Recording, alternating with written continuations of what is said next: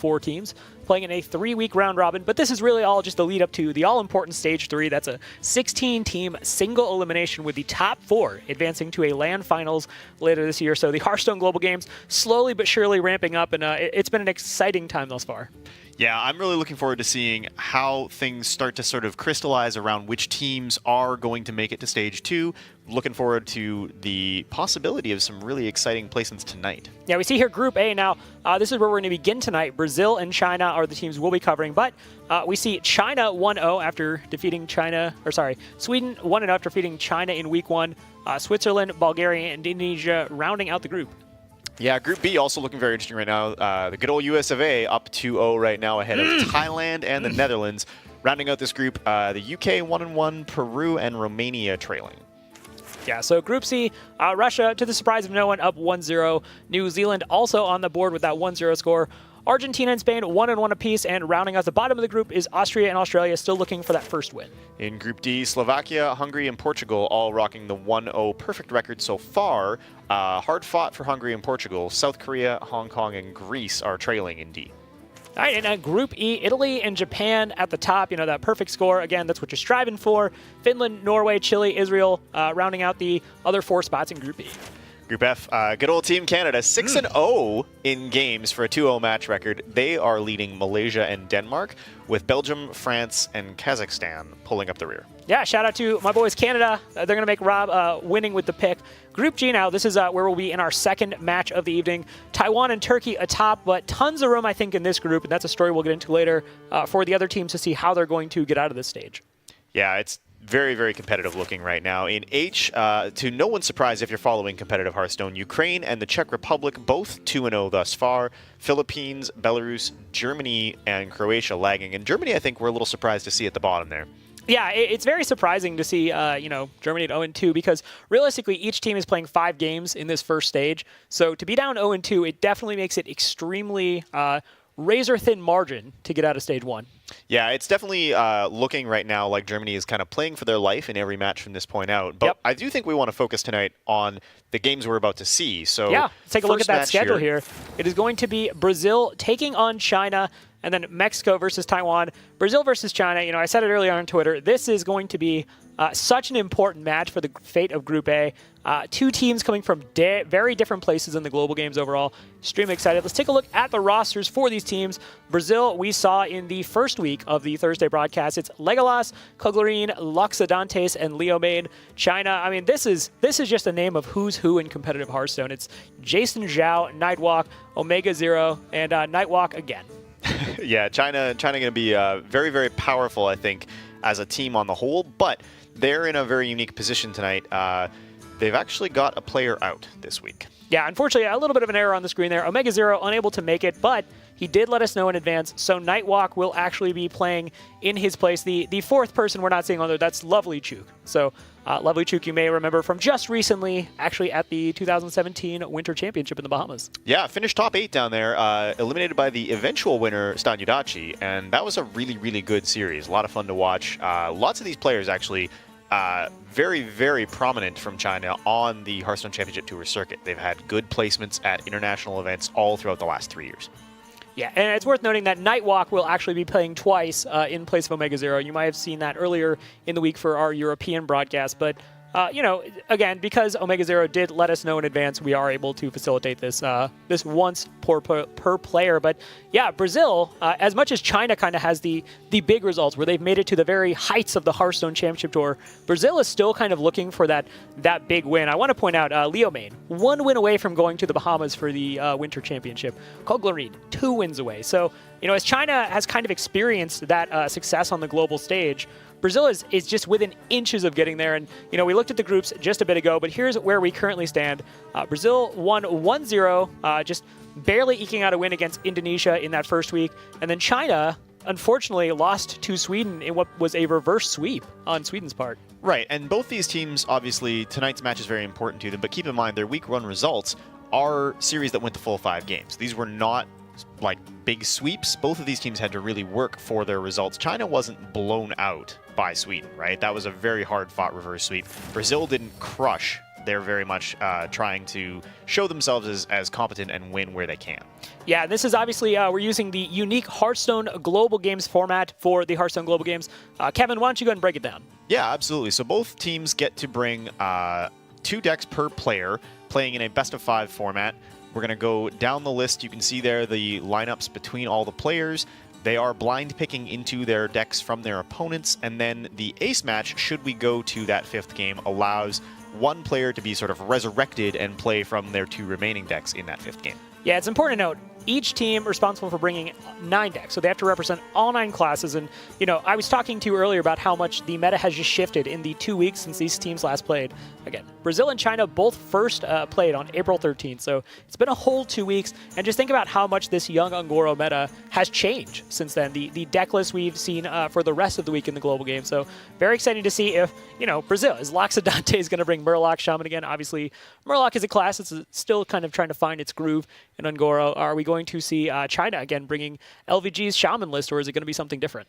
Yeah, I think there's definitely a lot of room for everybody to sort of experiment quite a bit here still, because there's very few of these classes where the absolute best deck has been arrived at. And frankly, for most classes right now, there's also a lot of variety. You can choose to go a whole bunch of different directions. So teams have had to think very carefully, what are they targeting? What options do they want to have available to themselves, especially with the ability to pick between 2 classes? All right, well, let's go ahead and take a look at the picks for game number 1. Loxodonte is going to be bringing the Druid, and Lovely Chew going to be bringing Rogue. So Druid, definitely a class that, as Ungoro has continued, we've seen some changes to the class. People were kind of flirting with Jade Druid early on. They were running, you know, cards like Druid of the Claw, cards that, you know, in the most recent version, you know, think about Twitter all the time. Saiyan's version, you know, is more refined now, and people are kind of arriving at, okay, this is what Jade Druid actually looks like. So I'm curious to see if Loxodonte has kind of bought into the hype around Jade Druid, or if we are going to just see that more aggressive style of Druid. Lovely Chook with Rogue, you know, Kevin, as you pointed out, Rogue has like 2 different styles right now. Right. I mean, Rogue, there's so many ways that we could be going. I think it's going to be interesting to see what they've elected to bring tonight. Yeah. All right, well, let's get to know the players just a little bit better here. Loxodonte, as we mentioned in Week 1, won the 2016 Copa America Grand Final. So Copa America, if you're not familiar with it, that's where LATAM goes to play. That is kind of their unique tournament circuit, and it's where a lot of the big stories come out for them. You know, Loxodonte is, on that note, also working pretty hard for the Hearthstone Championship Tour points. We saw in 2016 he earned 26 of them, so competing in a fair few preliminaries, definitely no slouch outside of Copa America, and a member of Keep Gaming, where he plays aside Korea and Ness. Right, and on the other side from China, Lovely Chook, obviously not a stranger to the international competitive scene. He's also been very successful in China, winning the Gold Series Grand Finals in 2014. The big story, though, obviously, his victory in the 2016 China versus EU Championship, and as is tradition in esports from years gone by, having the option to take home a real nice car. Yeah, that was kind of, if you don't know much about the history of that tournament circuit, you know, players, Chinese players that could actually beat the European players were actually offered a Ferrari. So Lovely Chook did emerge victorious 3-2 over Calento in that tournament, and was given a king's ransom of gold as well as a Ferrari. So not bad. Got to start getting into that tournament life, maybe. Yeah, I don't think I'm good enough to win a Ferrari, but if that was what was on the line, I would certainly try. I think I might be good enough to win like a moped, maybe a bicycle. Yeah, that's about maybe like $2 and a bicycle. Maybe not necessarily. I could go for like a skateboard. Yeah. So going to be very interesting, though, in this first match. When I watched Loxodonte's play, you know, he ended up losing that match eventually because from Indonesia, you know, the Dirty Rat came off the top, pulled out the Megafin, but he was right there and ready to win it. I like what I saw from him. And Lovely Chook, you know, what else is there to say? This is a guy who, you know, has been all over the place in terms of tournaments. We just saw him, as we said, at the Bahamas for the Winter Championship. So I like to think these players are actually probably more evenly matched than their resume would suggest. I think the players are. I think the question will be the classes, right? Yeah. On paper, you have to be, I think, looking to the Rogue player here to be more successful. Rogue is likely the class that has the most flexibility, the most options, and Druid is a class, even if they go for a more aggressive sort of token-style lineup, they take advantage of things like living mana, Rogue still has a really great toolkit for answering a lot of that. Yep. And I think we're going to see, even if it ends up being like a Miracle or a Tempo Rogue, a lot of possibility that Rogue just gets to make the decisions in the early game, which is where Aggro Druid sort of needs to spin up its early board presence. Yeah, we see the teams getting ready there. China, you know, in their first week, we're all playing together from the same house. You see them all there playing together once again. Now, I do want to point out, Brazil, Loxodonte is going to have the aid of his countrymen. he will be working with them via voice comm, so whatever the platform of his choice is. But you see him getting ready and conversing with his teams. This is a team story. This is not necessarily just Loxodontes versus Lovely Chook. This is Brazil versus China. I want to touch on this really quickly. China, 0-1 in this group, Brazil up 1-0. If China goes down 0-2, the odds of them getting out of this group are just substantially worse. We saw after Romania lost, RDU, was on social media saying it's going to be a very difficult thing for us to get out of group. We're going to try, but China, tonight, without Omega Zero, arguably one of the best players in the world. 6 #1 finishes on the China ladder. Like, let that number sink in. It's ridiculous. He's a guy that the rest of the Chinese scene goes to for deck lists that eventually make it over to the Western world. So without him and being down 0-1, there's a very real chance China ends up in dangerous waters. Yeah, China really needs this one. And, I mean, this is a real opportunity for Brazil, right? Brazil, I think, is one of the countries that the Latin American scene is kind of rallying around right now. They're really excited about the potential outcome here. If Brazil can go up 2-0 over top of what you could argue is the strongest team in this group, that's a real solid statement and pretty much assures them that they're going to get out of groups. Yeah, and I've been talking to Legolas just recently, and apparently a lot of the LATAM countries and players have been rallying around Brazil. They're saying, hey, go get this win, go beat China. This is an extremely strong, powerful team. Show them what LATAM can do. And it's kind of hard for me not to get swept up in the excitement. Like, I find myself kind of like rooting just a little bit for Brazil and the LATAM team in general, because they're just so close to having that big breakout performance, and the Hearthstone Global Games could be where it begins. Yeah, I mean, China, I don't think we can count out at this point. Even down Omega Zero, they are still a force to be reckoned with. But if you're going to pick somebody to root for in this situation, my heart is with Brazil, right? They're the underdog. They've got a real opportunity to demonstrate exactly what they're capable of here. And we are in a very flexible situation where the meta just isn't very defined yet. Well, I know it's pretty defined here, which is Crystal Core Rogue against aggressive decks, and that is exactly what Loxodontes is rocking. We see him bringing the Aggro Druid, the Telltale Signs, the cheap Minion Curve, Mark of the Lotus. Meanwhile, China, we see their Lovely Chook with the Caverns Below, which obviously indicates that is Crystal Core Rogue. Kevin, how do these matchups tend to go?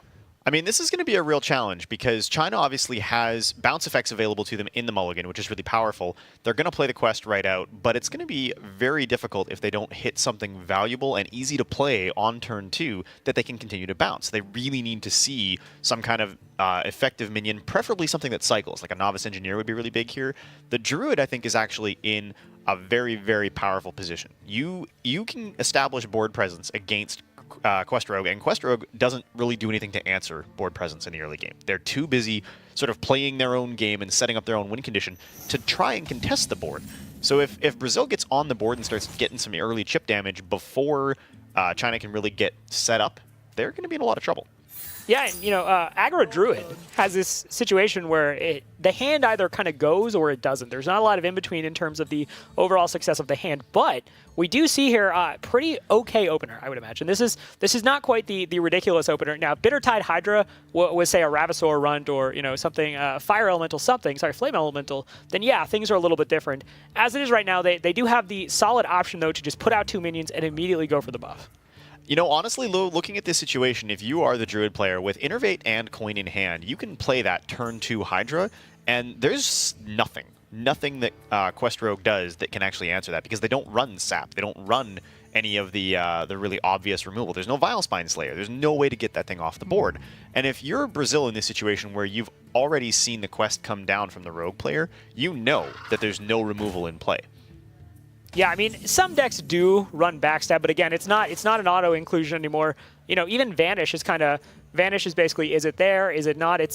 Again, these players don't know the deck list. In the Hearthstone Championship Tour, that is a luxury they have, is kind of knowing the deck list and knowing what to do from there. But man, I would just love to see that Bittertide Hydra come out for the reasons you illustrated. Once that Bittertide Hydra hits the board, what is the Rogue actually going to do? Brazil's like, great, bounce minions, get to your quest, take 8 damage a turn.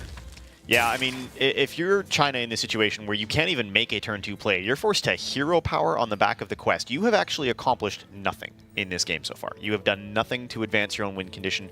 They've got now a really good setup where they're going to be able to take advantage of the South Sea deckhand, bounce it right away several times, get that quest rolling really early. But even if they do, if this Hydra comes down and they start taking 8 damage a turn, that puts them on a clock where by the time the quest goes off, they're already dead. And I like this because there was the possibility, you have Ravasaur Runt, you have Argent Squire, you could have gone for the buff, you could have looked into, the cash in on that Mark of the Lotus, but no, it's Bittertide Hydra time, and we see Lovely Chook. Lovely Chook's like, oh, wait, I'll do Glacial Shard. Yeah, you can see their initial reaction was definitely concern. Now they feel pretty good, and this is absolutely the reason that this card appears in Quest Rogue, because now they're going to bounce this Glacial Shard and just keep using it to freeze the Hydra over and over and over again. That's an enormous opportunity for China, where they've just totally made that minion a non-issue on the board. It's not going to get to attack, ever. And this is...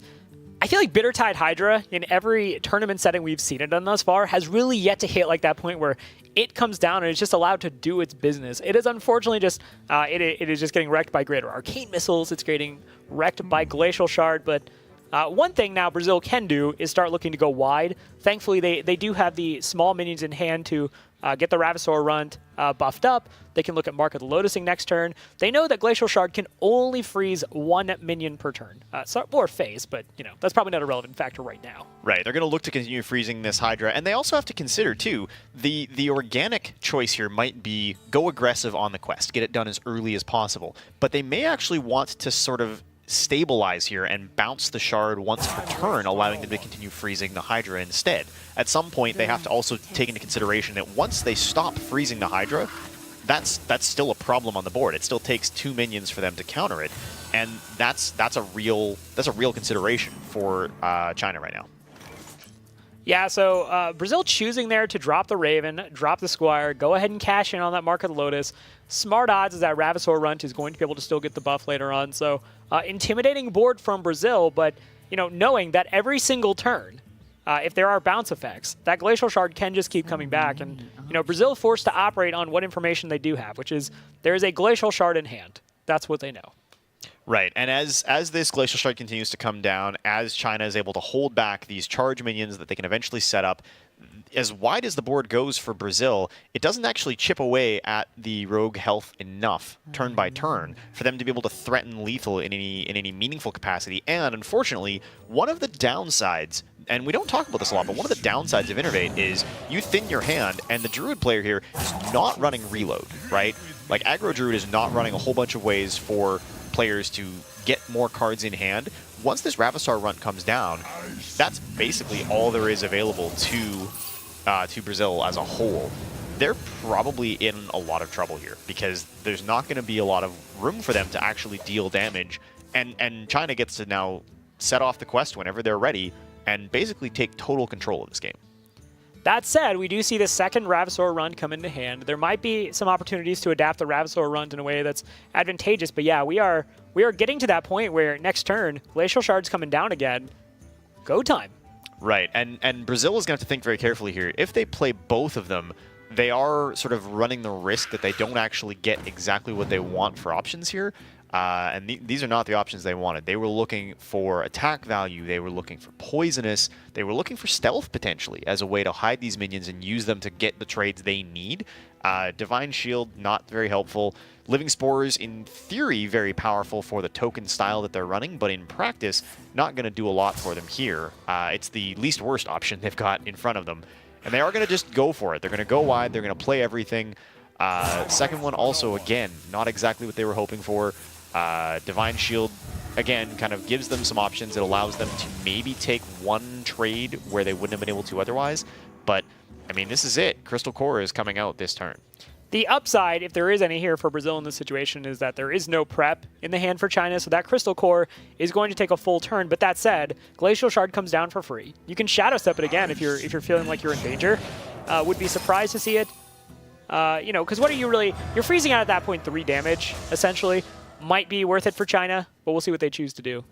Yeah, my expectation here is that if you are Brazil in this situation, you are basically now all in on the hopes that you see like a top deck Savage Roar at some point really soon, because once Crystal Core is in play, they're on about a 2-turn clock here. Yeah, and we see China doesn't have any hand reload either, but it kind of just doesn't really matter here because everything they play is now a 5/5. So, when you're thinking about Quest Rogue, there are certain situations where I mean, the deck just kind of draws what it needs to, and it just goes. And we saw from the very early onset there was the Youthful Brewmaster, there was the Gadgets and Ferryman, there's the Shadow Step in hand, and then they also just got the Glacial Shard. I think without the Glacial Shard, this suddenly would have been a much dicier proposition. Yeah, I mean, if the Glacial Shard hadn't come down, I think this was Brazil's game to lose. With Glacial Shard off the top and it being the minion they've chosen to continue bouncing, they've been able to dictate the pace of this match the whole time. Patch is definitely not what Brazil wanted to see in this situation. And this is the problem with Aggro Druid, you know, if there is really a problem with this deck, is meant to kind of hit critical mass, you know, turns 1, 2, 3. You have living mana as a potential out later on, but, you know, the things you're drawing are generally fairly unimpactful. Now, that said, if they've gotten a Power of the Wild, second Mark of the Lotus, that would have been welcome. But, yeah, Patches at this point is not really what they're looking to see, because that's a 1-mana, 1/1 with charge that will not be a 5/5, because they're not playing Rogue, they're playing Druid. Yeah, and unfortunately, just because this Glacial Shard gets to keep coming down, China's not under any pressure here. Like, the best case scenario for Brazil is they can push 8 damage to the face. That does theoretically put China on what would be a 3-turn clock. But in reality, what that's going to mean is, as these minions come down for China, they've got 15 plus damage going face next turn. They win the race. If the Glacial Shard keeps freezing this Bittertide Hydra, they win over the course of the next 2 turns. It's got to be sad to be this Bittertide Hydra. You were innervated out, you were coined out, you're like, I'm going to do great things, but you're just too cold. You're just always a little too cold. You didn't bring a sweater. It's just bad times. Yeah, and I think if you're China in this situation, you can't afford to play this Cold Light Oracle. That's a really scary proposition, because you don't have removal and because Brazil is so wide on the board. They're going to have to just continue to freeze this Hydra, push as much damage as possible. Activating the South Sea Deckhand is going to require using the hero power here, but this is a lot of damage, right? This is the situation where, unless Brazil has some magical tech we're not expecting, like they have the ability maybe to silence the Hydra, they are now playing from behind in such a way that there's basically no mathematical out for them here. Yeah, I mean, it's hard to find a way for Brazil to get back into this, but this is just the power of Crystal Core Rogue once it gets going. Yeah, there's Firefly. Is not the thing they needed here. If that had been a Savage Roar, there is sort of like an edge case condition where they could have done it. This is just not going to do it, unfortunately. Yeah, so, you know, Loxodonte is definitely taking his time on the turns. He's talking to the rest of his teammates in Brazil and just making sure, you know, there is not some possible out they've missed. You know, it's very much worth taking the length of your turn, but yeah, Loxodonte is going to go ahead and escape concede, and we see he just kind of goes, what was I supposed to do there? And that's the power of Crystal Core Rogue. It oftentimes kind of feels like, you know, realistically, it's just kind of playing against itself in terms of what it needs to draw. And Loxodonte's was like, well, I had a sick opening, I had the Bittertide Hydra, but there's a Glacial Shard, and that's all she wrote. And it's interesting, too, if you think back to when Crystal Core Rogue first was being experimented with, Glacial Shard was not one of the cards that was in it. It was definitely not something that people had played around. As it emerged, it became very apparent that the one thing that Crystal Core Rogue is super vulnerable to is getting outraced. Yep. And if you can prevent that by freezing the source of most or all of the damage from your opponent, what are they supposed to do? Yeah, we saw it as a tech really to improve the matchups against Aggro Druid, against Pirate Warrior, so that's exactly what it did. But we're going to head on over now to match number 2, which is going to be between Leo Main and Nightwalk. Again, you're seeing Nightwalk twice on the screen because Omega Zero was unfortunately unable to make it. Gave us enough advance notice to where Nightwalk is allowed to play in his stead. But we're going to see Hunter versus Mage, and these are both classes that are kind of on the up and up in Journey to Un'Goro. Hunter, I think, is in this sneaky spot where it actually does really well against a number of the top decks in the meta. You know, we're looking at Warrior, we're looking at Rogue, we're looking at Mage and Paladin. It has solid potential against all those decks because of the early power of its board. It just gets on the board, starts pressuring you, and if you don't have answers, I mean, you pretty much just lose to the deck. Right, there's a lot of things that that Hunter has going for them right now, right? They have Death Rattle minions, so they're very, very immune to most of the board wipes. They've got lots of reach and lots of damage from the hero power. You can see here both teams now readying up for match number 2. Leo Main, I think, probably rightfully a little bit frustrated at having his Bittertide Hydra from his teammate frozen over and over again, so they're going to be looking to pick up a win here. What do you expect Nightwalk to be piloting for Mage from China? So when it comes to Mage, it's definitely a class that has undergone a lot of iteration as Un'Goro has continued. People have kind of, it seems like, abandoned the Time Warp build, so would probably expect Freeze Mage, maybe something in the vein of Aggro. But as we can see up here, Leo Main, when you go and look up this guy, like, what's he about? Who is Leo Main? This guy has competed in so many tournaments. He's had so many high finishes. He's never had that big #1 finish in a big major that kind of allows him to stand out and to become a household name. But Leo Main is an absolute ladder terror. He's someone that frequents Copa America. As I've said, there's been a couple times where he was a win away from going to a championship event for the Hearthstone Championship Tour. So this is very much the opportunity for him to get on that big stage and show what he can do. Right, and he's up against Nightwalk, piloting for China. Nightwalk, I think the reason he's backfilling for Omega Zero is because he is just so experienced, right? He plays on World Elite, which is one of the biggest and most recognizable Chinese esports organizations. He's got tons of experience in Gold Series events, and is actually participating in the Gold Series Spring Finals last year, which was a very, very stacked event. Yeah, I was going to say, Nightwalk may be the least of the well-known players to the Western world on the Chinese team, but Nightwalk is an absolute competitor, and he's someone definitely to be feared if you have to go against him. But, so is Leo Main. I really like this one. These are two guys who've yet to kind of have that big break and make it to that point. So this is really kind of a battle of, two people looking to make that big splash. Yeah, and I'm really excited actually to see exactly what they're doing with Hunter here, because Hunter is one of the classes I believe right now there's still some room for it to be refined. Hunter, a lot of people have seen, like you said, great success because it counters so many of the most powerful decks in the game right now. But there's so many little techs that haven't been explored to their fullest potential, and you see it over time as people start to add back in ways to take advantage of cheap removal in Hunter's Mark, ways to take advantage of abusing stealth with Deadly Shot. They're really looking for all the ways that they can possibly come out. There's also entirely the potential here that they've teched Flare. That is a possibility. And, you talked about how Hunter really hasn't been that deeply explored, I want to point out with some of the other classes, Mage, Rogue, people really have gone on great journeys to really refine those lists and kind of figure out, what makes it its most powerful form. For Hunter, it's more people kind of stepped out the front door and they're like, wow, what's really cool? Beasts on Curve. These are really strong. Like, Savannah Highmane's still good. Tundra Rhino's great. Like, this is fine. And it hasn't necessarily been tinkered with too much. So, curious to see what the fate of the Hunter ends up being long-term in this meta, but we are going to go ahead and get into the game. We see what looks to be Freeze Mage taking on just kind of that mid-range Hunter build. Jewel Macaw, great addition to the class with Journey to Ungoro. Rat Pack, now that Tunnel Trog and Totem Golem are gone, definitely finally starting to see use. And, certainly buffed by the advent of Crackling Razor Maw. Now, this is interesting. I did not expect to see Yogg-Saron. This is still a valid tournament tech and a good out for the Mage player, especially against something like Hunter, where they run the risk of just getting pressured early before they're able to set up the outs that they need to beat such a board-driven deck. Arcanologist and Medivh's Valet in hand does give them a lot of room to breathe, but the reality is that Hunter does come online early and fast, and if you don't keep them off the board, you enable a lot of really powerful trades. Things like Crackling Razor Maw can swing a board state really, really fast. And this opener, frankly, from Brazil looks pretty scary if you are not getting the draws you need as the Mage player. One thing I am curious about this Hunter deck is we've seen in the past weeks, Hunter has started to run a lot of the just straight up tech cards, which is Hungry Crab, Galaka Crawler, just basically designed to improve edge matchups against Paladin, Warrior, Rogue, even Shaman occasionally still runs Corsair patches. So very curious to see what we have there. But with the Fiery Bat, I have to guess we're probably not seeing Hungry Crabs. So curious to see what the rest of this deck looks like now. Short primer on Mage right now. Mage just has so many different ways you can play these archetypes out. The aggro Mage basically plays a lot of the same tools as the Freeze Mage, but it kind of forgoes the Frost Novas, it forgoes the Doomsayers, the Blizzard packages, basically the board removal suite in favor of Mana Worm and more aggressive tools. That's one very valid archetype that's extremely powerful. You then have the Psy Gunther Mage, which is more kind of a control mage that has, again, Ice Blocks, Arcanologist enabling pretty much all of these different archetypes for the record. But we'll see Medivh's Guardian, we'll see Medivh Last Guardian along with Atiesh. That really makes that deck. And then there's just the more classic Freeze Mage you love and know.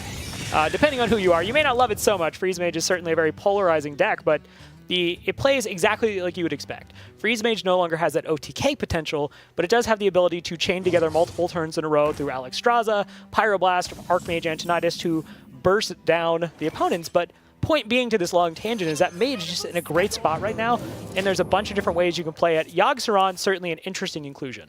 Yeah, I do think that what you're going to see here is probably what you described along the sort of more secrets package-driven Freeze Mage. We've already seen Medivh's Valet and Arcanologist in the initial mulligan. Yogg-Saron just a tech out for them in the tournament environment because it's not really the card they need, and it certainly wasn't something they wanted in their opening hand, but it does enable them to just have the potential to come back from an otherwise dangerous situation. Whereas the Hunter deck, I think you're seeing just very, very standard things coming out so far. They want to get an aggressive board built, they want to start pushing damage, and the reality of this situation is that right now, they just don't have the options they would like because they can't get aggressive. Yeah, and right now, Leomaine's done a good job setting up a board that is very difficult to just full clear for anybody. Houndmaster in hand. You know, there's also the Scavenging Hyena, so Leomaine's kind of set up a strong board, and he's just kind of waiting to see what the mage does now, and then he's going to, you know, react accordingly. Right, and as China here, unfortunately, while they do have a lot of really powerful tools in hand, they're not going to get exactly the follow-up that they would like here. They have to spend this turn activating Ice Block. This is going to enable Medivh's Valet next turn. It feels really good on curve. They've got Frostbolts available, which will allow them to kind of stall the board, potentially not take a lot of additional damage. But fundamentally, they are kind of in a position here where what they wanted to see was they wanted to see more of the cycle cards. They wanted to see more ways for them to actually control the state of this game, and they're not getting them. Yeah, now obviously Brazil, they won in week 1. They managed to reverse sweep Indonesia after Indonesia taking an early lead. Leomain was, part of the group that unfortunately, lost out early. He lost with that Jade Druid, and afterwards he got on social media and was saying he didn't feel good about how it went. He felt like there were some communication gaps within the team. And there's a lot better room for them to be playing. That was not their best Hearthstone by any stretch of the imagination. So very interested to see how Brazil performs this week and what changes they've made. Obviously, we, as I point out, Leomane not playing that Druid, now playing on Hunter. Very curious if that's one of those changes he was maybe talking about. Right, and we talked earlier about how there's just a lot of power in Hunter again because the things that depressed Hunter, right, the removal of Reno during the rotation, things like that, have kind of opened space back up for Hunter to be able to get on the board and deal damage. This is not a great matchup when you don't see continuous evolution of your options turn over turn. Having a bunch of 1 and 2 drops in hand, it doesn't feel really great. Now, Dispatch Kodo off the Jeweled Macaw, that is a card I'm surprised is not seeing more play. I was actually, when we were just this past weekend doing the Collegiate Hearthstone Championship, Brian Kibler and I were talking about that, and he made a great case why Stampeding Kodo, even if you're not running hand buffs, is just an extremely powerful minion, harkening back to Keeper of the Grove. Would you play Keeper of the Grove if you, could have the silence option? It's still a beast, so obviously coming off Jeweled Macaw, but an extremely powerful card in its own right, and allows Leomane to just go ahead and clear off the Damage Arcanologist. Right, I mean, it's Dispatch Kodo was very much designed to take advantage of the hand buff mechanic. It doesn't get some of the same power value otherwise, but you're right. I mean, in this situation, if nothing else, off the Jeweled Macaw, it cleaned up curve for them a little bit. It opens up some opportunity for them to sort of assert themselves on the board, and this Freeze Mage deck is not hitting wide removal. They don't have anything in hand that's going to allow them to actually clear this board. So they've got to start and think about, is it worth triggering this Rat Pack? Is giving a Hunter 4 1/1 tokens right now a thing that we're willing to do? And right now, I think in China's position, you have to look at that and say, with the hand we have, we don't have a choice. We need to get Thalnos on the board. We need to cycle. We need to get more options available to us. But if you're Brazil here, that Scavenging Hyena has to look enormously tempting. Yeah, I mean, anytime you can just put the Hyena down, it's just going to get value. I mean, even if it doesn't necessarily, actually connect, which if it did, it'd just be a ton of damage based on what we can see on the board. You're still demanding an answer to a growing threat, and that's frankly what makes Hyena so amazing. It's getting a lot of attack, but it's also getting some degree of health. So as that continues to go up, realistically, it's harder to deal with. So usually it requires a response immediately, something like a Fireball, Frostbolt in the vein of Burn. Obviously, Polymorph not really being run in Freeze Mage. Right, Polymorph just doesn't feel like a good tech card in a meta where you're dealing with things like Crystal Core from Rogue. But this is going to take some of the best burn that China has available to them and convert it into removal, which, if you're Brazil, that's the best case scenario for you. You're taking the things that you're worried about playing around out of the equation. They're not dealing a lot of damage right now to China, but they're also taking none themselves. So they basically have to figure out what is China's hand state right now. Do they have Alexstrasza? Is that what that first card in hand that they've been sitting on all game is? Because that's a serious consideration. If they have Alexstrasza and follow-up already in play, Hunter doesn't have a good answer for that. But if it's not, maybe they've actually got some good potential. All right, so that Scavenging Hyena going to be buffed all the way up to 8-5, so Definitely very menacing. Not a lot of thought given by China. This is certainly one of the nice things about everybody in the room. There's like Fireball, right? Fireball, Fireball. So Fireball deals with that Scavenging Hyena, and they're just going to continue to clean up the board. And to the point you were making earlier, Hunter is currently not putting up a lot of pressure, but there is that flare you mentioned, and oh my goodness, that I think right there could be an absolute game changer. Obviously, flare comes out, not only cycle a card, that's just a pleasant upside, but it destroys Ice Block. This may be exactly why Leo Main chose that Hunter into the Mage. I honestly believe that Flare is being enormously underrated right now. This is a tech card that allows you to take care of a lot of things, right? Hunter doesn't get a lot of cycle, solves for that. Many decks in the meta right now are adding secrets in some fashion, right? All Mage, for the most part, is using it. Paladins are generating them off Mixologist. There's almost always some way to get a little bit of value out of it in some matchup. And in this situation, where you're Brazil and you're looking pretty pleased with yourself about this top deck, I think they have to just look at it and say, if we get one good turn here where we can deal a little bit of damage and take advantage of this board state, Flare is actually a win condition in this matchup. So you have to wonder, was this an intentional consideration where they were looking at what possible matchups they could get between these two decks and saying, this is our out. If we run into a situation where we might have to play against any kind of mage, this is what we're going to do. I mean, I think that's very much a consideration. I loved Leo Main's face, by the way, there. He's seeing the cycle come out. He sees the Babbling Book. He's like, we're fine. This is going to be okay. This is totally good. There's a Frost Nova. Okay, we're still good. We still got Flare. I do kind of wonder, when you launch that kill command the last turn, are you maybe telegraphing a little bit of what's going on as you save that one card? Are you maybe giving China a little more information than you mean to? The only play around is Alexstrasza. But that is a play around that if you're China and you're thinking, okay, what do I lose to? Flare has to come to mind, as uncommon as it is. I mean, I don't know that it telegraphs it if for no other reason than Brazil clearly had no other plays, right? They've got this problem where that turn, it just looks like they're just dumping cards. They're trying to do everything they can to pop this first Ice Block. I don't think it conditionally telegraphs that they've got Flare in hand. This turn absolutely will. What card have you held now, multiple turns in a row, that you're not playing onto the board against a mage? Yeah, it's a situation where China is going to have to make a heads-up read on this one. But if they do, then we see the Hunter's pretty much in bad shape because once this board gets cleared, Hunter doesn't have any card draw. It doesn't even have the little engine that wanted to draw cards in Quick Shot anymore. So it's going to be a rough spot if China makes the read. And I don't know that they're making the read here because I think if they were, they might have looked to just take advantage of the second Frost Nova there, but this is okay. Like, this puts them in a position where they're able to stabilize a little bit. Alley Cat is not the draw, unfortunately, that Hunter needs. And the problem here is that even if you feel reasonably confident that what China is holding are the enablers for the two-turn kill, as Brazil, you have to look at this and wonder, do we actually have to worry about a second block? Could we have just played here to cycle, reach for damage, and win? I think in every situation, I have to say, I would have kept Flare there. Like, I keep Flare until it's a guaranteed killed every single time in this situation.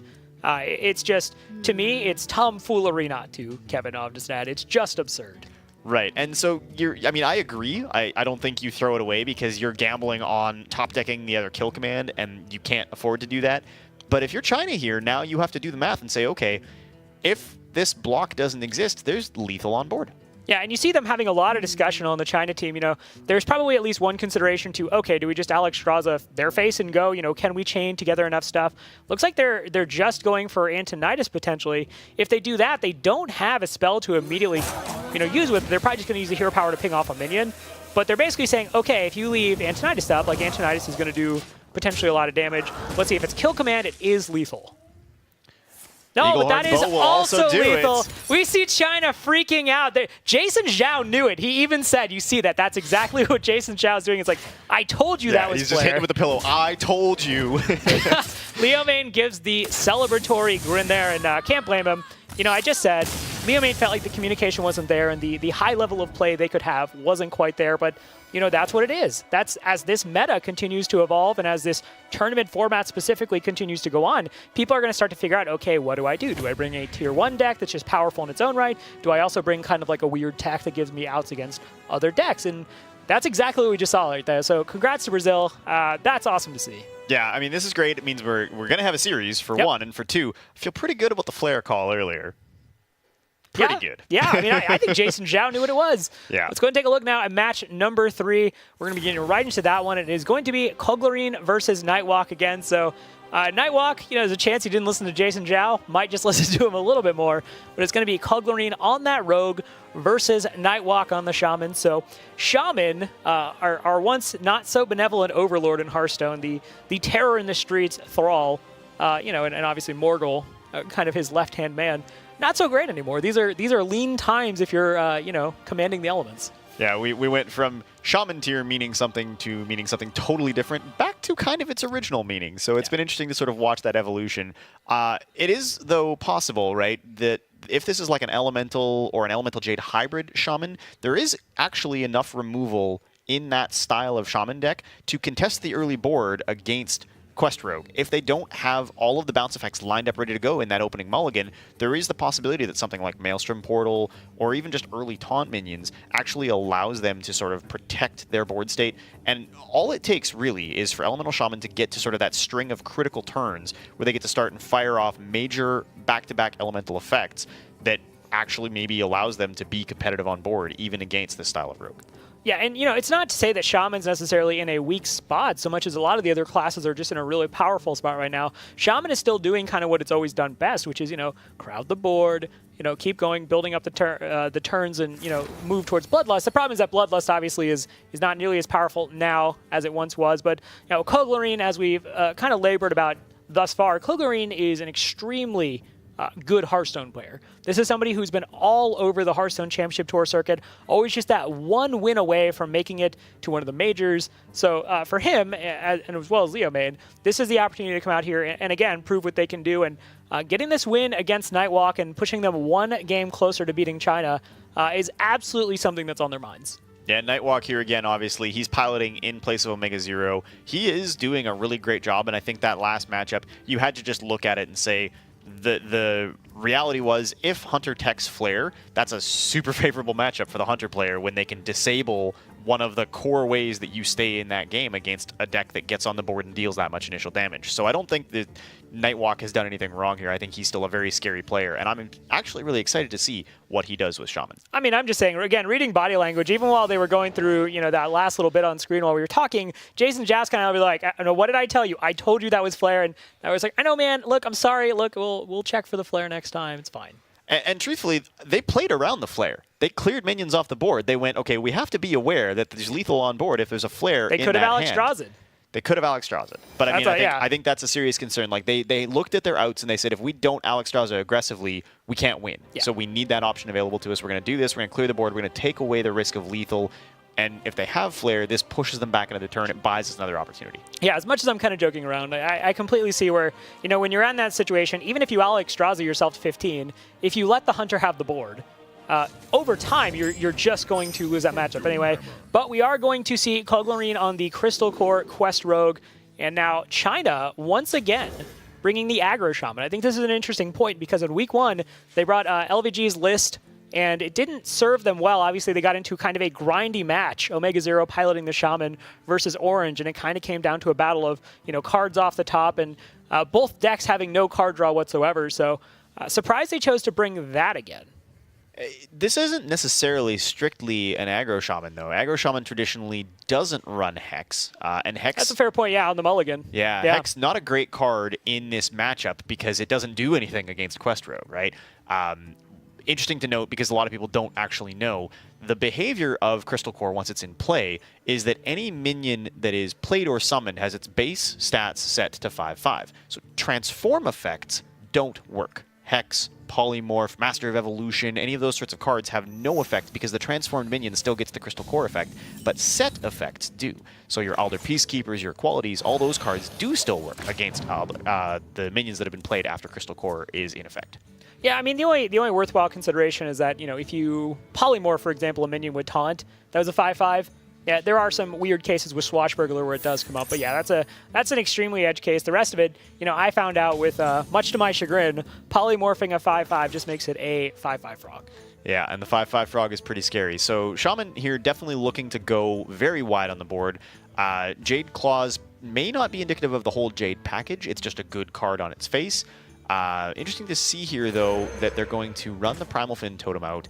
You don't see this card a ton unless there is something that's going to give them the ability to follow up on it, like a Flame Tongue Totem, playing into an eventual Bloodlust. It definitely telegraphs that they want as much board presence as possible. That said, we did actually just see it this past weekend. Rutgers, their Shaman was running that Primal Fin Totem, and it was actually running 2 Bloodlust. So it was very much geared toward just getting wide on the board, getting the Bloodlust early. If you run 2 Bloodlust, 1 Bloodlust is a card that can kind of be like an auxiliary win condition if the board gets wide enough. 2 Bloodlust, that's a Bloodlust deck. Yeah, you mean business with Bloodlust the second, for sure. So, and the interesting thing here, too, is that if you are Brazil here, you have this really great set of options with the Firefly, the Gadgets and Ferryman. Like, you can set up some really interesting ways to execute on the quest here, especially if they've got Igneous Elemental and they can get more of those tokens. But they also have to be very, very wary of a wide board, right? This is the thing we were talking about earlier.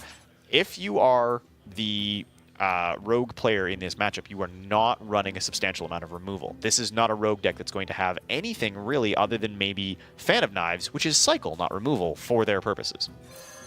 Yeah, we saw when China played the Quest Rogue earlier, they kind of just went into that situation where they opened with 1 minion and 3 ways to bounce it back to hand and play it again.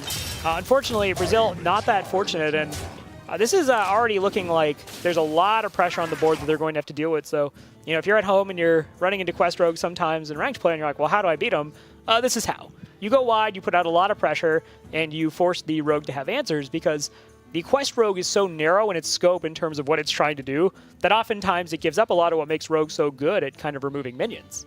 And there's so many things here that the Rogue has to consider. I mean, prep into Mimic Pod feels really good on its face because you get a free spell, you get things that might allow you to activate the quest, but it removes the prep for the actual quest card, right? Crystal Core being played for 5 doesn't feel as good. You really want to hold prep as much as possible. And unfortunately, in some ways, while you want to continue bouncing your minions to make sure that you execute on the quest, when you're seeing a board this wide, you also kind of need some board presence. Yeah, it's a rough spot to be in, and this is where the deck actually, as much as it kind of gets a bad rap, and perhaps rightfully so playing against it, this is one of those situations where you have to start figuring out, okay, how do I survive until I actually start drawing into the things that allow me to bounce my cards? That's what I have to do to win the game. How do I basically commit my resources in a manner that allows me to stay alive long enough to do that? And, it's not like China's necessarily putting up massive threats here, but they are multiplying. The Primal Fin Totem, not dealt with, continues to exert pressure. So this is a tall order for Brazil in this matchup. And if you're sitting in Brazil's seat right now, you are now thinking, okay, what happens if next turn the card that comes out is Bloodlust? Like, what are we worrying about here in terms of the risk of being just chipped down? Because unfortunately, when you're playing Quest Rogue, you are using your life as a resource. You are using early life in those first few turns as a way to sort of buy you some time while you establish the things you need to activate the quest and win the game. And taking a little bit of chip damage is pretty normal as Quest Rogue. Quite frequently, when you end games as Quest Rogue, you look at your health total and you're at half, and that's okay. You knew that going in, that was part of your battle plan. But this is a situation where you start and you look and you do the math and you think, okay, there's only 5 damage represented here, but Bloodlust turns that into 20 damage. We can't afford to take 20 damage next turn.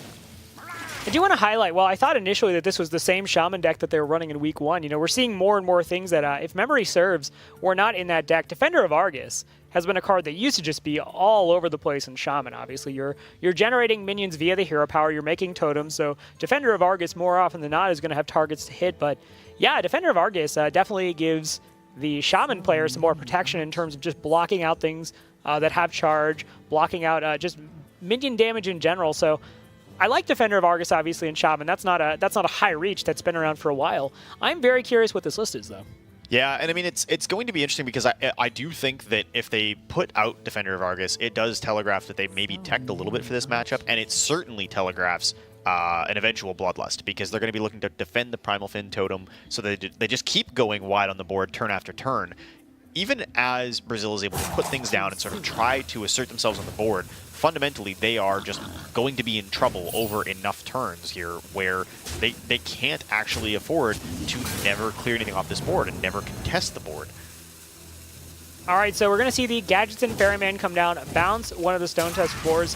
Puglorin just looking and realizing, hey, this is the best chance, we got to start going. But there is that Bloodlust, and I think that's pretty much, when you see Primal Fin Totem in a Shaman deck, and it's not a Murloc Shaman deck, you just have to say, okay, it's going to be Bloodlust. This is the way we close it out. And at this point, you're thinking, all right, Brazil has to have like double Fan of Knives, perhaps some shenanigans to make this work, and otherwise we're just going to win.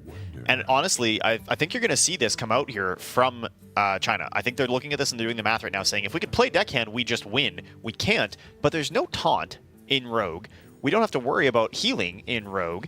If we just play this Bloodlust and we push them down to near death, we have the follow-up next turn with the second weapon charge in the deckhand. Let's just do it. Let's just go. Yeah, and up until this point, China's been watching Brazil just kind of honestly flail a little bit in this matchup because, again, the win condition isn't coming out. So I like this. Just go Bloodlust, get the damage in now while you have the board. You're bringing them down to 5 HP. You have that South Sea deckhand. You have the Argus. So I really like this game plan from them. Yeah, I mean, this is game ending, and unfortunately for Brazil, all of the Crystal Core pop-offs in the world won't save them here because they just can't clear the board. They can't get rid of enough minions to survive. And even if they can clear the board, they're literally dead to deckhand Argus, hit, and use that second weapon charge. They are in a lot of trouble here.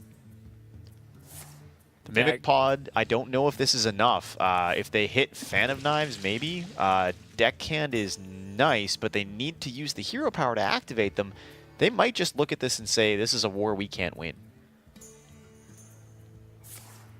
That said, I mean, you absolutely have to go through the motions, see if you can eke out a win, because if they don't, they're suddenly on the back foot facing elimination in this series. Yeah, I mean, this is unfortunately, this is one of the risks you take in playing Quest Rogue. For better or for worse, it is a deck where you really need to actually be able to get the quest done early, right? If the quest had been done by this point, this board right here actually is a huge issue because you had several minions in play, and you threw 3 additional charge minions down. If those all had 5/5 bodies, you could ostensibly win the game right there. Unfortunately, that is not the case. They are still sitting on only 3 of 4 completion on that quest. Had to waste the prep on the Mimic Pod, and game number 3 going to go authoritatively to China on the back of a very, very, very good turn 5 Bloodlust. This is the second game in a row now we've seen unique text put into the decks to allow the key decks to deal with certain matchups more favorably. And we saw Flare, we saw the Defender of Argus, we saw the Bloodlust. So I really like what we're seeing this week as both of these teams kind of come to the table understanding, hey, I'm facing a really good, really powerful opponent. I need to make sure I've done my prep. Yeah, literally done some prep. Yeah, that's good. That wasn't even intentional, so please don't make dad jokes in chat. I swear, I just turned 30 right now and I'm extra sensitive to them, so... Yeah, we know it's okay. There's definitely some very clever tech. The turn 5 Bloodlust play I like especially from China because that's just such a smart read to look at that and say we know there's no out here, right? Yeah. There's no way for the rogue player to come back. Even if they can execute on the quest, fundamentally dropping them to that low health total allows them to just be in the driver's seat, and they stay there the rest of the game no matter what Brazil had to play. Yeah, and sometimes you just think to yourself, okay, well, Bloodlust is how I'm going to close this out. That's the finisher. But if you're doing the math, if you're counting what you have on board and you're counting how you're incrementing out your damage, you can arrive at the exact same conclusion they did where, you're thinking Murloc Tide Hunter creates a 1/1 with taunt, but that's probably the only taunt we're going to run into. So hats off to China. They need one more game. Let's go ahead and get into it now. It's going to be game number 4, Brazil versus China, and it is going to be Legolas versus Jason Zhao. Going to be Warrior versus Mage. Now, I've talked a lot to Legolas recently, and Legolas he's the hype man for Brazil. He's coming out here. He's excited about what LATAM can do. We see him here both as the 4th player and the ace match player. So this is the person that the team has elected to put in that ace spot, which is essentially the guy who has to clutch it out. When it comes down to getting that series done, it's all on Legolas now.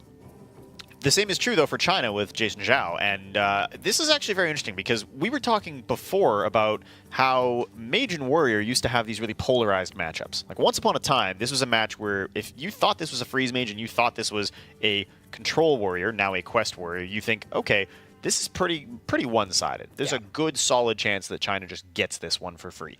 But in this situation, Mage actually does have enough burn to do a lot of work against Warrior, and Warrior now runs less armor than ever.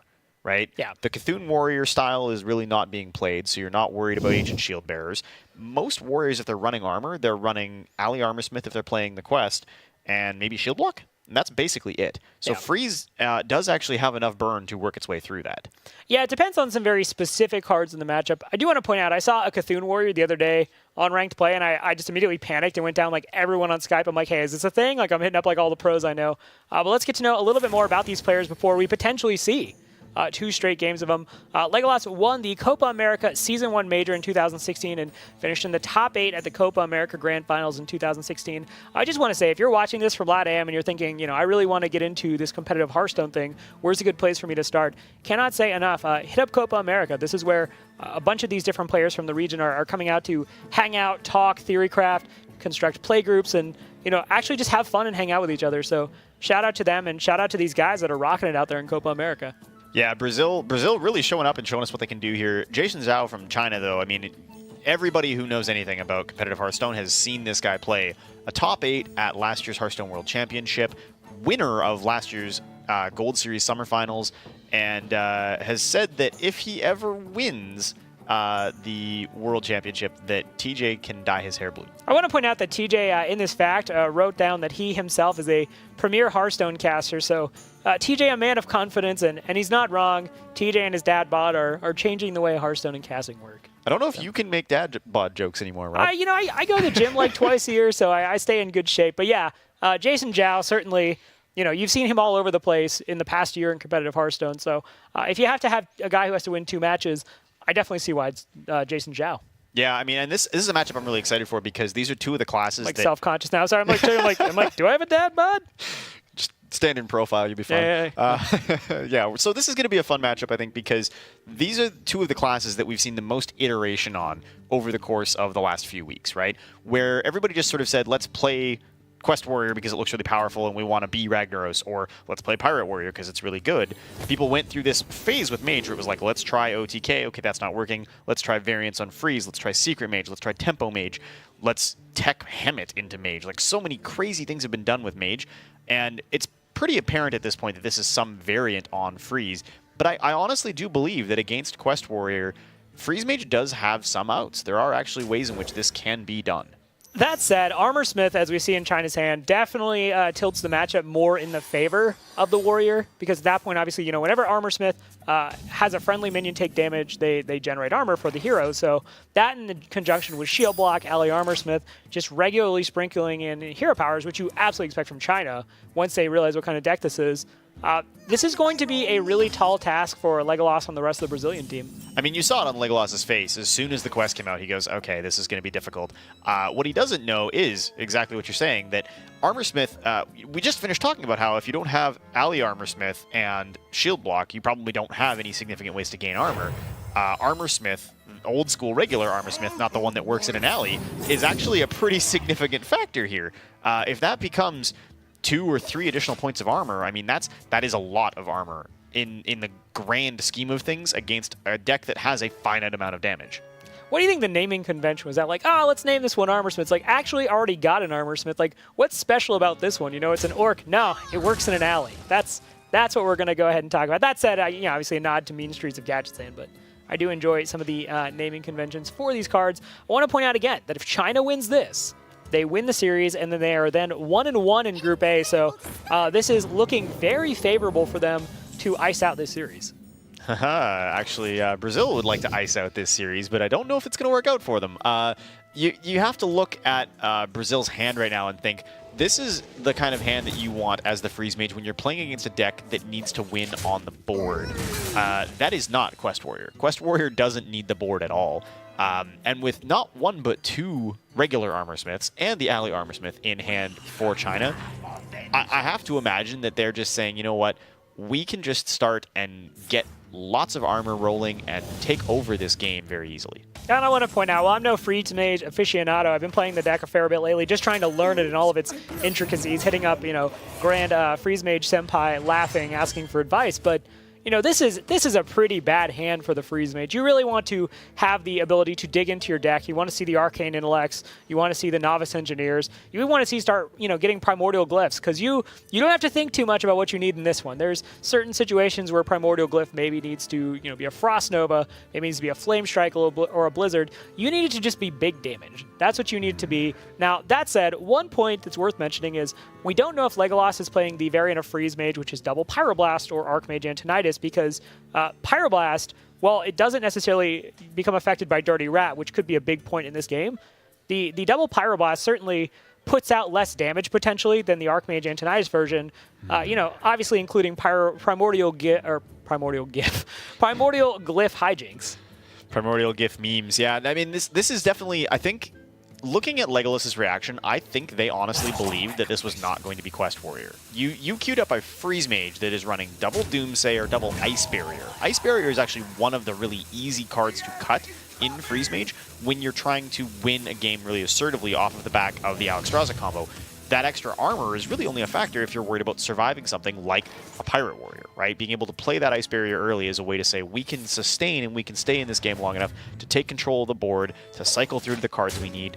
That's not what you're seeing here. You're seeing a Freeze Mage deck that was clearly set up to fight specifically against early game aggression, and if Quest Warrior wants to just take their time here, the inevitability is on their side. And that's exactly what they're doing. We see both teams playing this, I think, exactly correctly, where, Legolas, forewent playing the Ice Block there to get in an extra hero power, because that is relevant. They have to keep getting those pings in wherever they can. They just need more damage sources, because there's only so much damage in this Freeze Mage deck. Meanwhile, Jason Zhao and China are just like, well, turn back, hit the armor button, end turn. Yeah, if they don't play minions, that's fine. Eventually, the minions that we do have, at some point, there is going to be a turn that is probably double Armorsmith and Whirlwind, or double Armorsmith Ravaging Ghoul with whatever minions are on the board. And yeah, you're damaging your own minions there, but it doesn't matter. You're generating so much health, and you're going to get so far out of reach. And Brazil, what they need here is they need to just delay until the Alexstrasza turn, get the 14 health shaved off of China, and then have enough burn behind that to actually do something about it. Unfortunately, cards like Ali Armorsmith put a real damper on this plan, because while you're getting closer and closer to being able to take advantage of Alexstrasza, you also need the warrior not to be able to gain a lot of that back in armor. And every turn that this Ali Armorsmith swings, every time a regular Armorsmith takes a point of damage, every time China is allowed to hero power, right? Even the flexibility to be able to weave hero powers in is such a substantial factor, because this is such a classic old school Freeze Mage. The only non-standard, like if you took Freeze Mage back to the very origins of Freeze Mage, when it was first being designed, and looked at what we've seen so far coming out from Brazil, the only thing that's new or different is Primordial Glyph. This is Freeze Mage distilled down to its very essence and what it was in like years gone by, not even in the most recent meta. I think Brazil here really honestly was looking for a different matchup than this. Yeah, we are going to see the Frost Nova come out, and again, that's not because they're afraid of the 2 damage from the Ali Armorsmith. They just need the Ali Armorsmith to not be generating armor for China for them to have any chance, and the Doomsday are going to come down as well, because otherwise there's no real intuitive way to deal with the Armorsmith. Yeah, you could commit 2 Frostbolts and a ping, but you need that damage for the face. So they're really hoping this Doomsayer just kind of squeaks by and deals with the Ali Armorsmith, that there isn't an Execute, which we do see in hand for China if they choose to commit it. And turn in and turn out, one of the problems that Brazil faces is they're just not hitting cycle. They needed the ability to dig through this deck and find some of their outs, because even right now, if they're able to play Alexstrasza, unless that Primordial Glyph hits additional burn, they're not going to get even close to dealing lethal damage to China. Even if it does hit additional burn right now, there's just so many ways for China to quickly stabilize using 2 Armorsmiths and Whirlwind, plus a hero power. I don't know that there's any way, without hitting additional cycle and drawing into the natural burn that should be in this deck, for Brazil to actually close this game out, even on the back of Alexstrasza. Yeah, I think what we might see here, honestly, is just go for, sometime in the next 2 turns, use the Primordial Glyph, see if you can find some extra burn, and then on 9, just go. Just Alexstrasza, commit whatever burn, just trust that you're going to draw the Fireballs, trust you're going to draw the Pyroblast in there to just close out the game, because inevitability does not favor them here. They need to, at some point, just make the decision to go. And frankly, this is what makes Freeze Mage such a fun deck to me, is you have to see the lines And oftentimes, it's not about making perfect plays that you wouldn't just kind of a textbook theoretical situation. It's about reading the matchup, understanding where you win, and just going for it and you're hoping you're rewarded. We saw George C. just put on a clinic recently on how to play Freeze Mage, and while he didn't win, he definitely went for it and showed, you make the lines that you think will let you win. They don't know that there's double Armor Smith in the hand for China. And they can't even afford to play around it. Like, they have to just act like that's not a real consideration. Being offered Fireball alongside Counterspell was really interesting because against every other quest, you would be super excited to see Counterspell. There's just so many ways that you can use that to negate the spell-based quests. Alex Strauza on 9, like a mandatory play here. But if you were playing against Quest Rogue, if you were playing against a number of the other things that you could be up against here, it would feel really good to have Counterspell as an option. In reality right now, they're just looking at their hand and saying, okay, like, oh, hello. Maybe we don't have enough burn, I was going to say. Yeah, the times they are changing. Yeah, I mean, that's a fair amount of damage. We see there, 6, 12, 15, 18 points of damage, and this can all be used on one turn. And if they don't clear Alex Strauza, they can actually use some of that damage to clear the taunt minion and take Alex Strauza to the face. So China now has to make some very, very difficult decisions here. How much damage are we playing around? Can we take ourselves out of range? Do we need to Legolas's reaction, no! That's not what you want to see! The Armor Smith coming down, and China are not taking any chances. They just know they're like, okay, well, Alex Strauza's down, so they were planning to kill us. Let's just go ahead and activate all that armor. And Legolas having exactly the reaction you would have in this matchup. And honestly, sucks to see. You see him telling the team, well, there's Armor Smiths. What am I supposed to do here? Yeah, and unfortunately, the problem here is that there's just no good way for them to react to this. They can't afford to Blizzard, so that does no good. The damage they have in hand doesn't push anywhere near enough for them to meaningfully counter what China just gained in armor. And even if this Primordial Glyph pulls more burn, over the next several turns, they have to play around the potential that China can activate those Armor Smiths again and again for additional armor. Even if all they get is 2 more armor from the Primordial Drake and 2 more armor from the Hero Power, I guess it'd be 3 right now from Primordial Drake, that's not enough. Greater Arcane Missiles might have been a nice pickup. Primordial Glyph, they're just going to keep digging. They're hoping to find more direct burn, and they're not going to get it. Now, and even taking out of the equation Primordial Drake, the Ghoul, it's not like you can take those out of the equation fairly because you probably know those are there anyway, but you also can't play down your Acolyte because you're just giving them more armor. And, if it was maybe 1 Armor Smith, you could make the case like maybe you just have to do it, but 2 Armor Smiths, you're just losing out on so much damage, and that's what this game comes down to. It's not about minion combat, it's just purely numbers. You need to hit a certain number, and right now that number is getting farther and farther out of reach for Brazil. And this battle rage for China, I mean, this is such smart tech on their part. We want to be able to draw into our answers. This is not a core card. Counterspell, obviously really good here for Brazil, but like that potential of being able to draw 4 cards, not something that is traditionally done in Quest Warrior. There's not usually room for that. I just don't think China feels threatened here. I don't think they're doing the math and they're saying there's 5 cards in hand, 10 mana a turn. Unless there's back-to-back Pyroblasts in hand, they've really got nothing to worry about. And actually seeing the Counterspell as one of the things that came off Primordial Glyph, they have to feel really safe right now. Yeah, there's one more card that came off Primordial Glyph, so even if it's Pyroblast, what do you do? Combo with a Frostbolt? That's still not enough. So they're feeling more than comfortable, and if they hadn't felt comfortable, you could have easily dropped that Drake and generated a bunch more armor than you did with the Hero Power. So China really understanding the numbers in this matchup, what's the greatest potential damage. They're not going to be caught off guard again like they were with the Flare. No, this is absolutely a match where China's just in the driver's seat, and while being pushed down to 10 health might feel really scary, in practice, what's left for Brazil? Pyroblast potentially, maybe Archmage Antonidas. Again, China doesn't know. They're just having to make the read. But yeah, this is the point where they're down low enough, and we see all these minions on the board. Just say hello to all that extra armor, and Legolas seems kind of like he's just at the acceptance fade in terms of the stages of grief. He's no longer thinking, okay, well, this is terrible. He's just like, yeah, this is my life now. Just a ton of armor. Skidded right through denial and bargaining, and we're at the grand finale here where I mean, this Flame Strike is too little too late. Blizzard doesn't do enough. And either way, playing either of those is 10 more armor for China. If they put China back at 30 effective health, there's actually nothing they can do.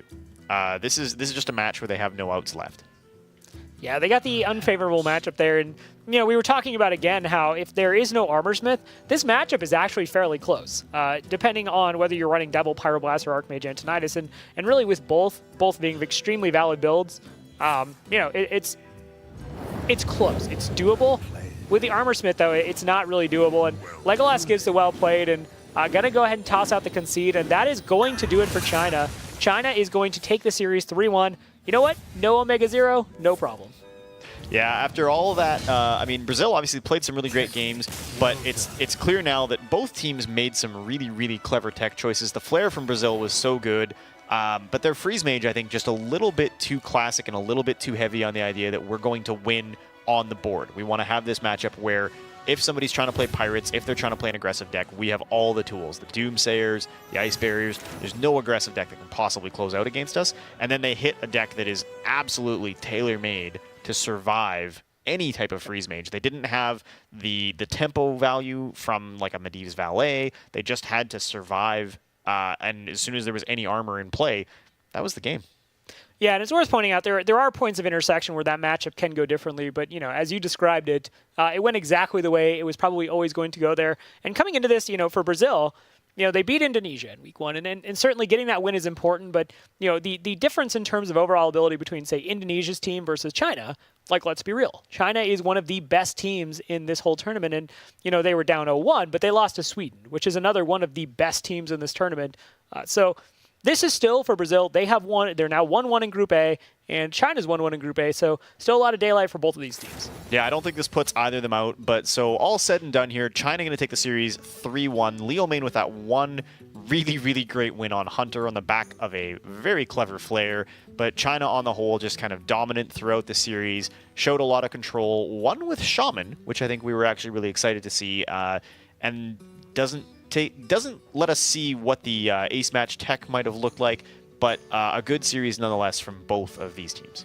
Yeah, and it means that China, now has the ability to go forward thinking, okay, we're still in this tournament, we're still in this group. There's tons of room for us to continue. Had they lost this, they would have gone to a point where, again, things have to go their way. They're kind of on the razor's edge in terms of have to be playing perfectly, have to be winning constantly. So now it's pretty much Sweden undefeated, and China and Brazil are, still there. So yeah, it's really interesting. So if we look at the outcomes now for Group A, you're going to see that China is 1-1 with a 5-4 record. Brazil is 1-1 with a 4-5 record. This is just such a tight group on the whole. All these teams are going to play 5 games. With 2 in the bag, no team really assertively ahead or behind. Even on game score, it's very close. Like when we get down to the nitty-gritty, this group right now looks like it's going to come down to a lot of tiebreakers. There's going to be questions of game record. There's going to be questions of who beat who, just to figure out who's getting out of this group. Yeah, so if you're one of those people out there who's, cheering for LATAM, you're really rooting for Argentina, Peru, Brazil, all these countries still, I think this is still one of those things where you take lessons from this, you figure out, okay, how do we get better? With the Hunter innovation worked, bringing that Flare, that was a big win, but like I said, still plenty of tournament for them, and I love the passion that's coming from Brazil overall. I've had a ton of people just reaching out for me, even some of the non-pro players just reaching out to me and saying like, hey, it's really awesome that, Brazil did that well in week 1, and we really think they can win. And for China, at them is this is what they expected. Yeah, I mean, China, I think, was surprised to lose in the first week, and this is them sort of stepping back up and saying, we know what we're doing. Even with no Omega Zero, they played a very successful strategy. That lineup clearly tailored to take advantage of some very specific pairings and sort of looking for where they could take advantage of their tech. Means that the group is still very much able to go either way. Brazil's not out. China's not necessarily in. Yeah. But it feels like China really asserted themselves tonight. All right, so that's going to do it for us in Group A. We're going to move on to Group G, which is going to be Mexico taking on Taiwan. So I just want to knock out the Taiwan here. Again, you know these names if you've been following competitive Hearthstone. Tom60229, Pinping Ho, AHQ Roger, and Malagos Taiwan. Over on the side of Mexico now. Now, we saw them once playing against Poland. They fell 1-3, but they are represented by Irvin G., Epsilon, Yinis, and Empanizado, which I'm pretty sure I'm pronouncing wrong, and I need to work on that. Yeah, I'm not even going to try. I'm not brave enough. But Mexico, obviously, these are players who, if you aren't following Copa America and some of the Latin tournaments, you're maybe not as familiar with them because you're not seeing as much of them. They're all competitive in their own right. They just don't have the international results that some of the stronger players from Taiwan do. You've seen, obviously, lots of Tom over the years. He's a Hearthstone World Championship competitor. And behind him, Pin Ping Ho, obviously a well-known name, a household name if you're a Shaman player, and it's very competitive in his own right. Kind of likes to play some quirky things, likes to bring his own tailor-made ideas of what will or won't work, but he has been successful. Like, he is a player that you have seen on the international stage before. Yeah, and when you think of Mexico's team now, you had Epsilon bringing that Ysera Hunter, as I believe it was. And Ysera Hunter, man, that was a trip to watch, and it was the only game that Mexico actually won versus Poland. So very curious to see what they bring. And I spoke to Epsilon yesterday just a bit, and she admitted that coming up against Taiwan was kind of a scary prospect given all the well-known names, all the competitive results that Taiwan has. Mexico going to kind of have to dig deep, I think, in this one. Yeah, and this is a situation that is in some ways similar to the China-Brazil situation, where both of these teams are really concerned about the outcome of this match because they want to make sure that they still have a fighting chance to get out of their groups. So Mexico here, if they don't win, that's a real threat to their ability to get out of Group G, whereas Taiwan, with an assertive lead in the group right now, if they go up 2-0 and they're able to win this one authoritatively, they basically guarantee, not entirely mathematically, but they effectively guarantee that they're getting out of this group. Yeah, and I think when you look at that team and that score, you have to think Taiwan is certainly the favorite in that group, potentially Turkey as well, but they are backed by Pin Ping Ho, who, as you said, kind of has his own competitive background. We saw him at the 2015 World Championship. We saw him in the 2016 Winter and Spring Asia Pacific Championship. So a guy with a lot of competitive history and, frankly, a lot of character.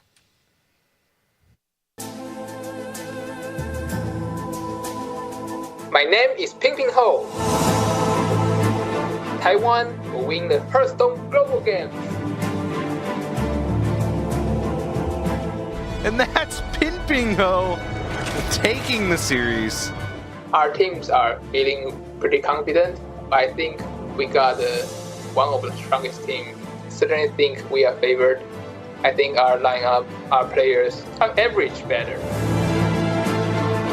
I think Tom 602 tonight is probably the strongest, the best player in our team. Tom is very happy he takes the game over MKR. Very close one, very tricky as well. He has been consistently performing really well in both tournaments and ladders, so I think he's pretty good. Like a few days before the match, we have the Skype meeting, like we'll decide what kind of decks we're going to bring, and we split out the decks, and then each player will make a refined list and submit it. The most challenging team will be USA. USA has the strongest lineup, and Ishak is really good.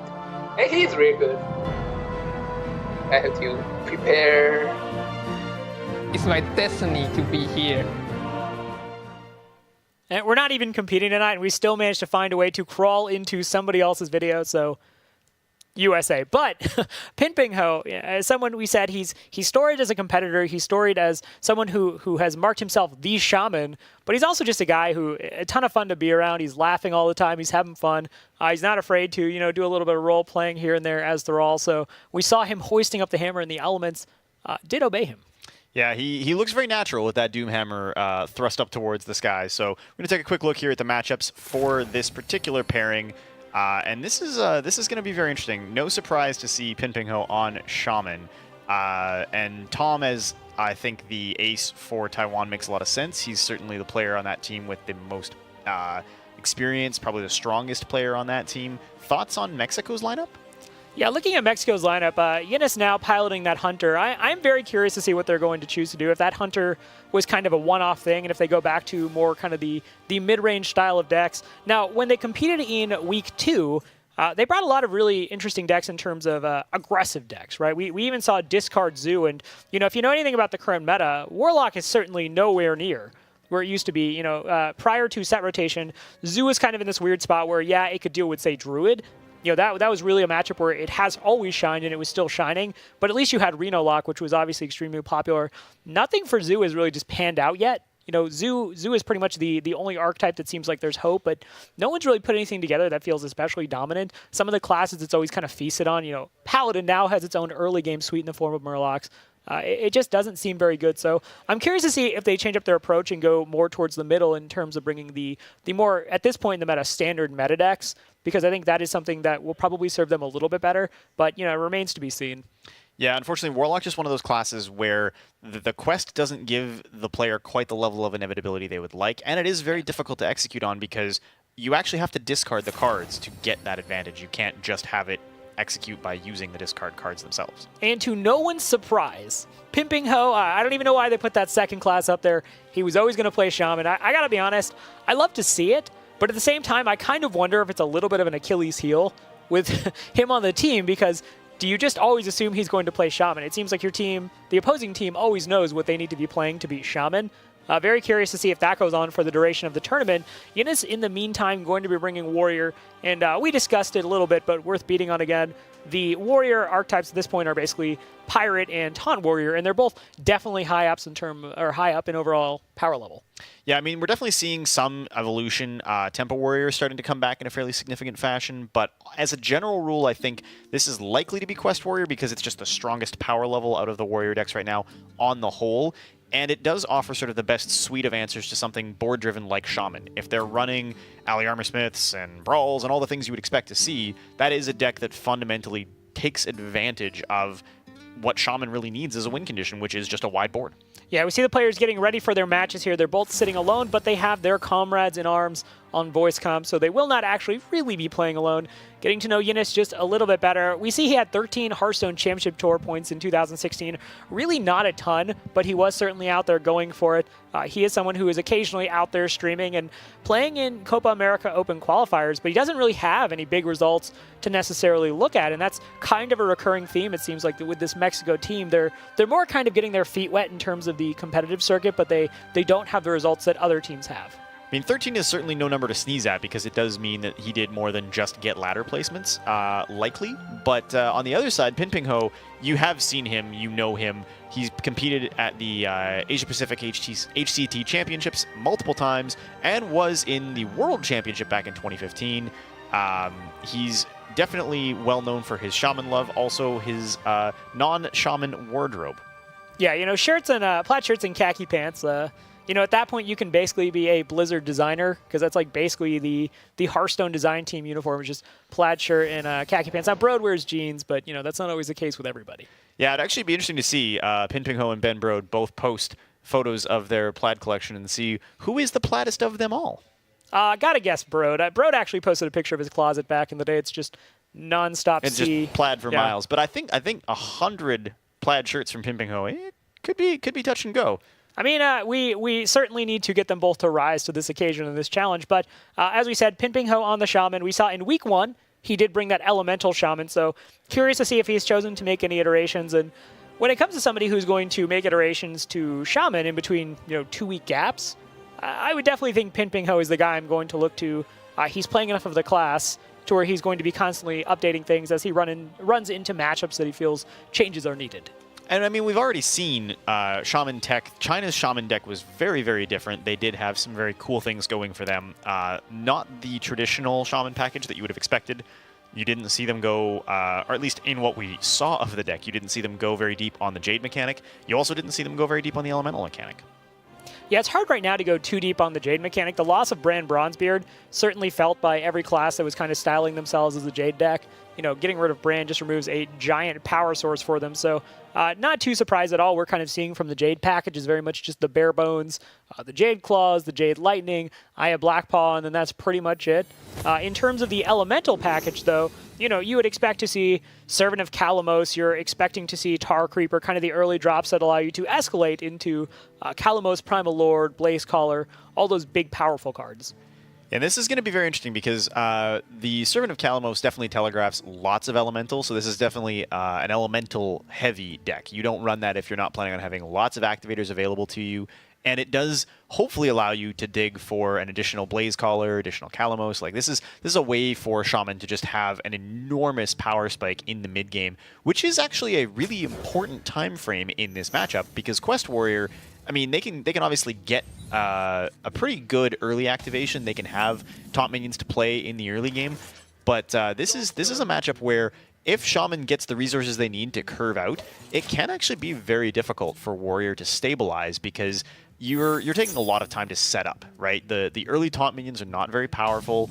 Ali Armorsmith buys time, but it doesn't necessarily do what you want as the Warrior player in this matchup relative to what we just saw against the Freeze Mage. You can get all the armor you want, but fundamentally, Shaman is not going to run out of steam in quite the same way. Well, and so back in the day, this matchup was very much mid-range Shaman absolutely crushed Control Warrior because you have that hero power, you had the inevitability in terms of bloodlust, like, okay, you're not drawing cards, they're probably drawing more cards than you are, just let it go. You know, eventually you're going to just overwhelm them with the board, they run out of board clears, but the current version of Warrior, not only does it have a lot of really sneaky board clears and Sleep with the Fishes, Ravaging Ghoul, circumstantially a board clear, obviously the double brawl, but you know, it also has access to the Ragnaros hero power later on, which helps thin the board out. I just have to say, I do like Soldier 76. Back in my day, Shaman would have this payload delivered already, Rob. That's, it's a good fit. I think you're right. This is definitely a matchup where at one point this would have been Shaman's matchup to lose, whereas now Warrior just has an increased number of ways to deal with, you know, wide but very shallow boards, right? Primordial Drake just answers the Shaman hero power in its entirety, and there's going to be double brawl for sure. This is actually an interesting question here off of this Stonehill Defender. I want to say the correct decision here is that Ali Armorsmith. That's because it is the correct decision. Congratulations, Kevin. Welcome to the desk. You are fit to be a caster. It was always Ali Armorsmith. So far, so good. Ali Armorsmith is just so powerful in its own right. You know, obviously you had two options for minions that were going to be played on 5. You might as well just X'd out Giant Mastodon. Bless him, the only mammoth in the set for Journey to Un'Goro for Year of the Mammoth, and you just don't want to pick him usually because he's 9 mana. You don't have the ability to activate a hero power with him. Ali Armorsmith just extremely powerful, so good at clearing totems, so good at working to block damage, and just generates armor. So Divine Shield certainly doesn't hold a candle to that. Yeah, I think it was pretty clearly the correct choice, and I am actually interested to see here. Pimping Ho held back on this Fireplume Harbinger earlier, trying to decide I know words. Trying to decide where to get the most value out of it, and it was sort of always this open question of how many elementals is enough. And it looks like the correct answer was 4. I actually do think this is really powerful because Pimping Ho does have the ability to use either Firefly or the Hot Spring Guardian this coming turn and have the Blaze Caller into Calamos follow-up, and they're both going to land a turn early, which is a really significant factor when you consider that Blaze Caller is going to clear just about anything that can be on the board by the time it comes down, save maybe for the Ali Armorsmith, and Calamos is just an incredibly powerful card. Calamos might be one of the best cards Shaman has available to it right now. When Calamos Primal Lord was shown off, people were just losing their collective minds. They're like, how can this card be digitally printed? It's so powerful and it's so good. Well, the answer is that, you know, as we've seen Shaman kind of have waning success just recently, it requires such a long chain of elementals to get to that point to put yourself in a place where it is that powerful. And overall, Calamos Primal Lord has 4 very powerful options. You know, all of them good in different respects. I actually really enjoy Calamos Primal Lord against Freeze Mages because that big burst heal suddenly pulls you out of the range. You have the Hot Spring Guardians to kind of be the accoutrement to the main course of Calamos. But yeah, because it has to be in Shaman and it has to be in this elemental deck, it does seem like it goes a little bit too slowly to be impactful in a lot of matchups. I mean, there is that consideration. I think the flip side of that, though, is that in this matchup in particular, Calamos quite often is going to come down after you've forced out at least one, if not both, of the brawls from the Warrior player. And the more of the Warriors' board-wide answers you're able to bait out early, the better something like just being able to go wide on the board with a bunch of tokens becomes, because you know you've got Bloodlust, you know you've got these additional answers coming. Unfortunately, what Pimping Ho doesn't really know at this point is that this is a deck that is heavy on the additional ways to clear the board. Double Primordial Drake is not necessarily standard in Quest Warrior. 1 is very common, 2 is not always a guaranteed inclusion. And the additional Alley Armorsmith off of the back of the Stonehill Defender is actually fairly significant because that's just a lot of health to chew through. I don't know how Pinpingho has teched this deck, but things like seeing, the Fire Plume on 2, do you think that means he's cut Hex? It's hard to say. I don't remember from his matchup the first time he played if he was running Hex in this deck, but I don't know. I have some very real hangups with Fire Plume Harbinger in this deck in general because, the nice thing about Emperor Thaurissan back in the day, obviously had a similar effect, reduced the cost of minions every turn, was that it did it every turn, and it was still just such a big body that a lot of times just having a 5/5 on the board was totally worthwhile. Fire Plume Harbinger only costs 2 mana, yeah, and it has the Emperor Thaurissan effect to a subsect of cards, but the body is 100% negligible. It is not being played in decks that have access to a lot of card draw because it's in Shaman. So I don't know really. Yeah, I talked to Cora at length last week about this, that I'm not really sure on the card just yet. Obviously, Pinpingho is, and he is the Shaman, so it's hard for me to not defer to his wisdom. But yeah, I don't know. I don't think you cut hexes for Fire Plume Harbinger. And if you do, I don't know what you're expecting to run into where going one turn faster on some of the big elementals wins you out the game. Well, and that was actually going to be my point, is that the thing about this style of deck is that you do want to win in the mid-game, but you want to win in the mid-game by virtue of hitting big, consistent mid-game turns. Your plays on turn 4, turn 5, turn 6, turn 7, all so significant for how you actually get aggressive in this matchup.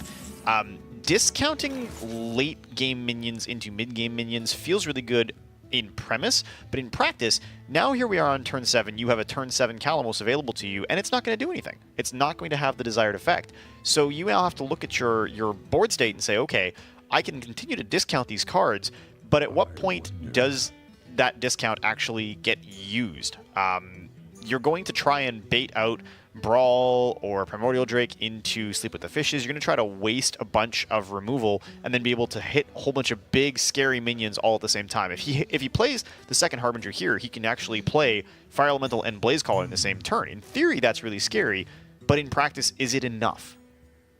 I don't have the answer to that question, but I have to tell you, every single time you say bait, I hear bait so much less now than I hear jebaited, because it's said so frequently in the Blizzard Esports office that every time you say it, I'm just like, all I see is the face. It's such a good Twitch emote. You're going to see Blaze Caller come down on the board, and every single time you play a big minion like this, you're like, okay, great, getting some value trades, doing some direct damage, dealing with the board, but it's always so nerve-wracking because somewhere, there's Brawls, there's potentially Primordial Drakes and Sleep with the Fishes. Obviously, that's later on, but I do like what Pinpingho here is doing because when I played Elemental Shaman, now I was playing the board control list, which is a little faster, has the Blood Corsair, has the Patches package, you can use Flame Tongue Totem to push early. I would just force that warrior to have the Brawl on 5, and I'm just going. You're just putting on the pressure. Playing slowly against this just doesn't work. Because once the warrior draws through all its cards, you lose as the Shaman. Yeah, over enough time here, this becomes a match that is fundamentally not unwinnable, but a huge challenge, right, for the Shaman player, because your minions are all going to get just eaten alive by Primordial Drake, by Brawl, potentially by Sleep with the Fishes. All of that just sets up a state where the hero power becomes stronger and stronger and stronger once the quest is complete. That's such an enormous win on the back of that Brawl. You can see even Pinpingho is like, yeah, okay, fine. That's a mark of Pinpingho being just a good sport.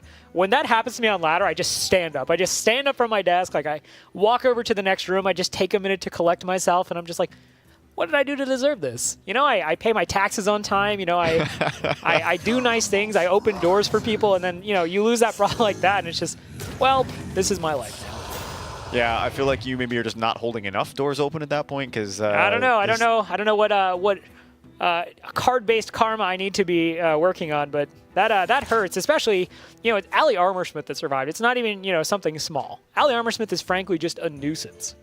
Yeah, and this is okay.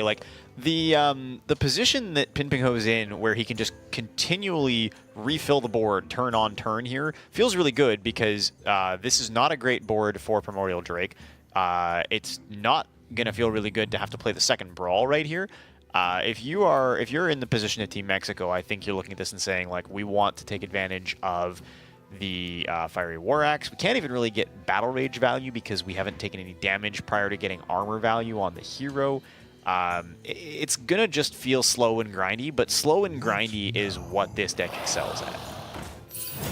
Yep, and ye new Spirit Wolves. Unfortunately, one of them down. Stone Sentinel is one card, though, that I am kind of changing my opinion about.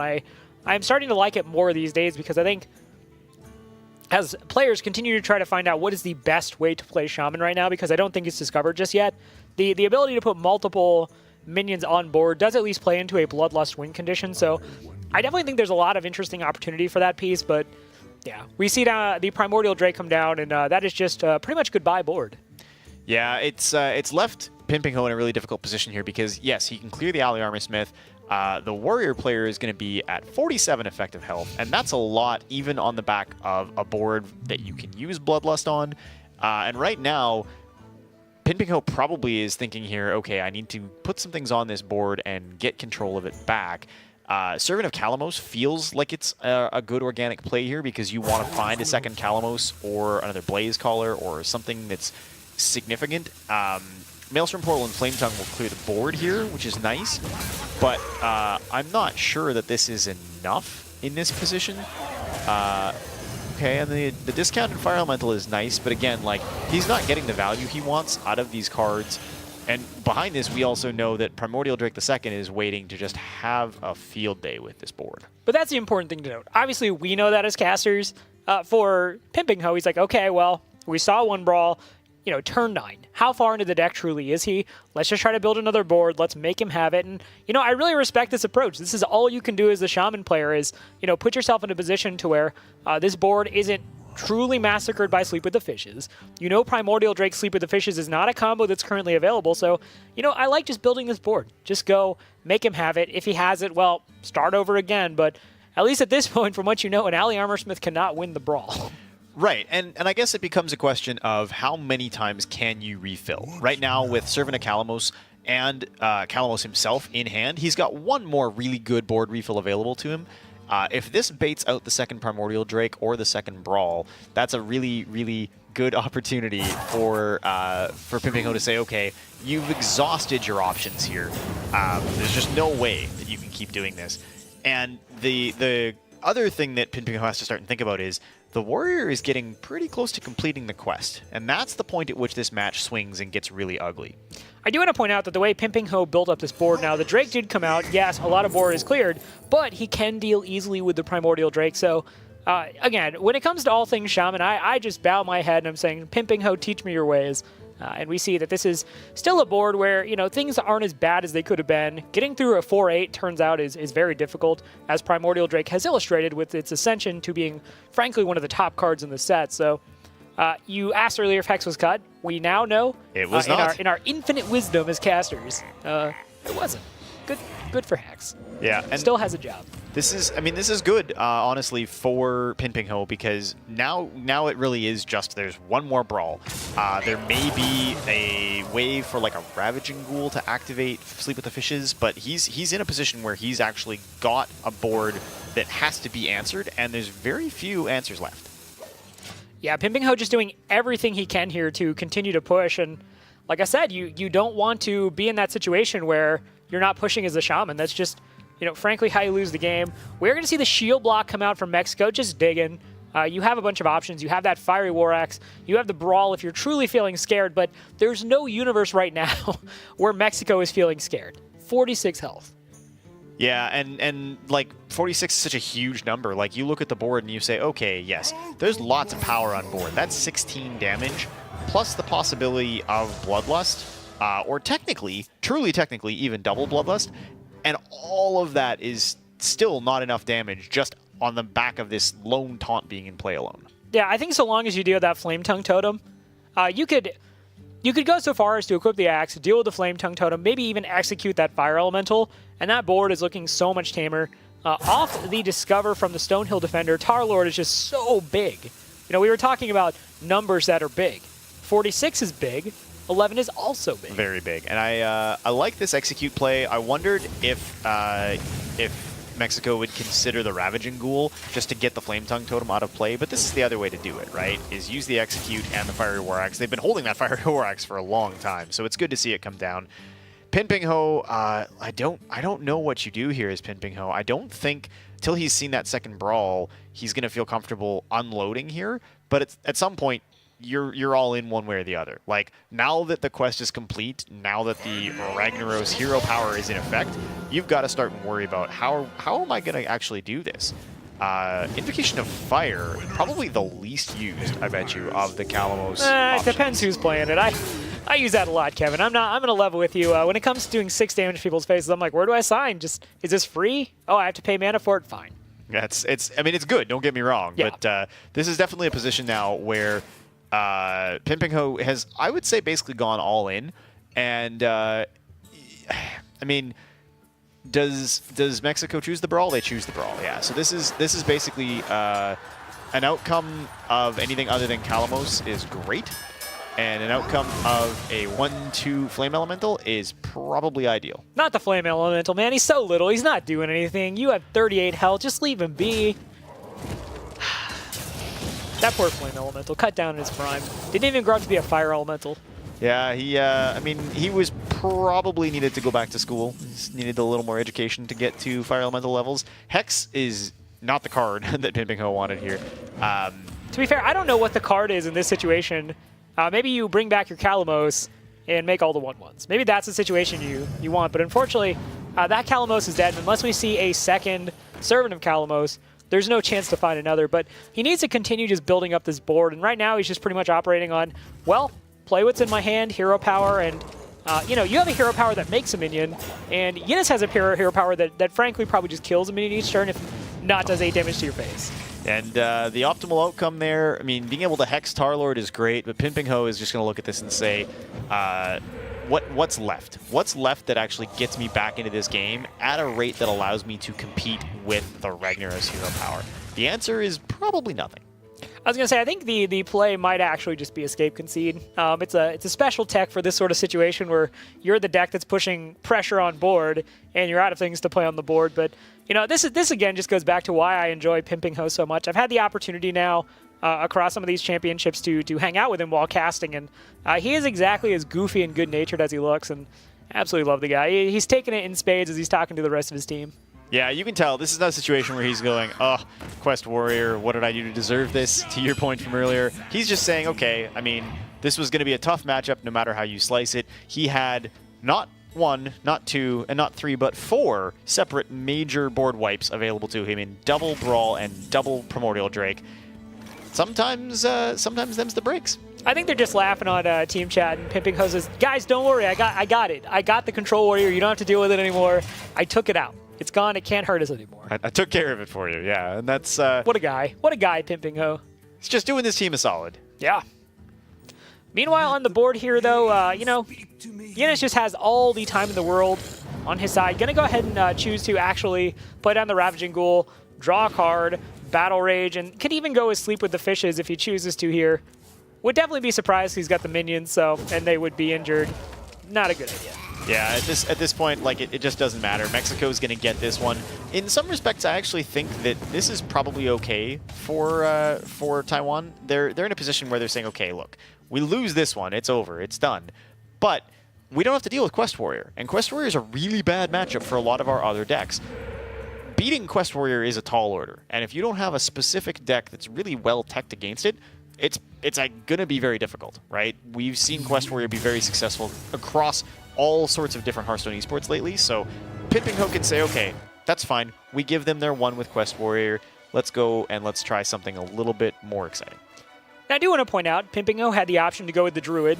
Obviously chose to go with Shaman, and we knew that was just always going to happen, but I do kind of wonder if there's a point as this tournament goes on where Taiwan says, you know what, Pin Ping Ho, you're not actually allowed to submit Shaman. Somebody else submits it and then just doesn't play it, but curious to see how that pans out as a continuous narrative with this Taiwan team. And I mean, in fairness, they probably didn't necessarily plan on him hitting Warrior, because if they had known that was a likely outcome or something they had planned around, and that was Jade Druid, I think even Pin Ping Ho would go, okay, one time.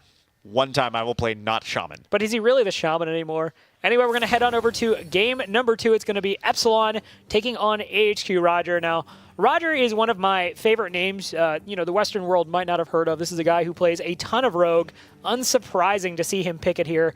Epsilon going to be on Paladin. You know, when I was talking to her, we were just casually exchanging what were our favorite classes in Hearthstone, and I believe she did bring up Paladin, so not too surprising to see this. Roger on Rogue, this is something we have seen before. He really enjoys that Miracle style, but that said, it will be interesting to see whether or not he's kind of buying into the questing Rogue hype. Yeah, and this matchup is actually going to be very interesting because Paladin is so stable right now. The variants of Paladin, they all do different things, but they do actually have a lot of ability to fight back against Quest Rogue. All right, let's get to know these players a little bit better here. Epsilon is an extremely well-known Mexican streamer with over 70,000 followers on her Twitch channel. I have watched her a few times. It's very entertaining, especially if you speak the language. Go check her out. She has hosted the Copa America Finals twice, and she's participated in numerous Copa America Opens, and she actually represented the Mexican Overwatch World Cup team in 2016, so she's a little bit of a journeyman in terms of what she's doing.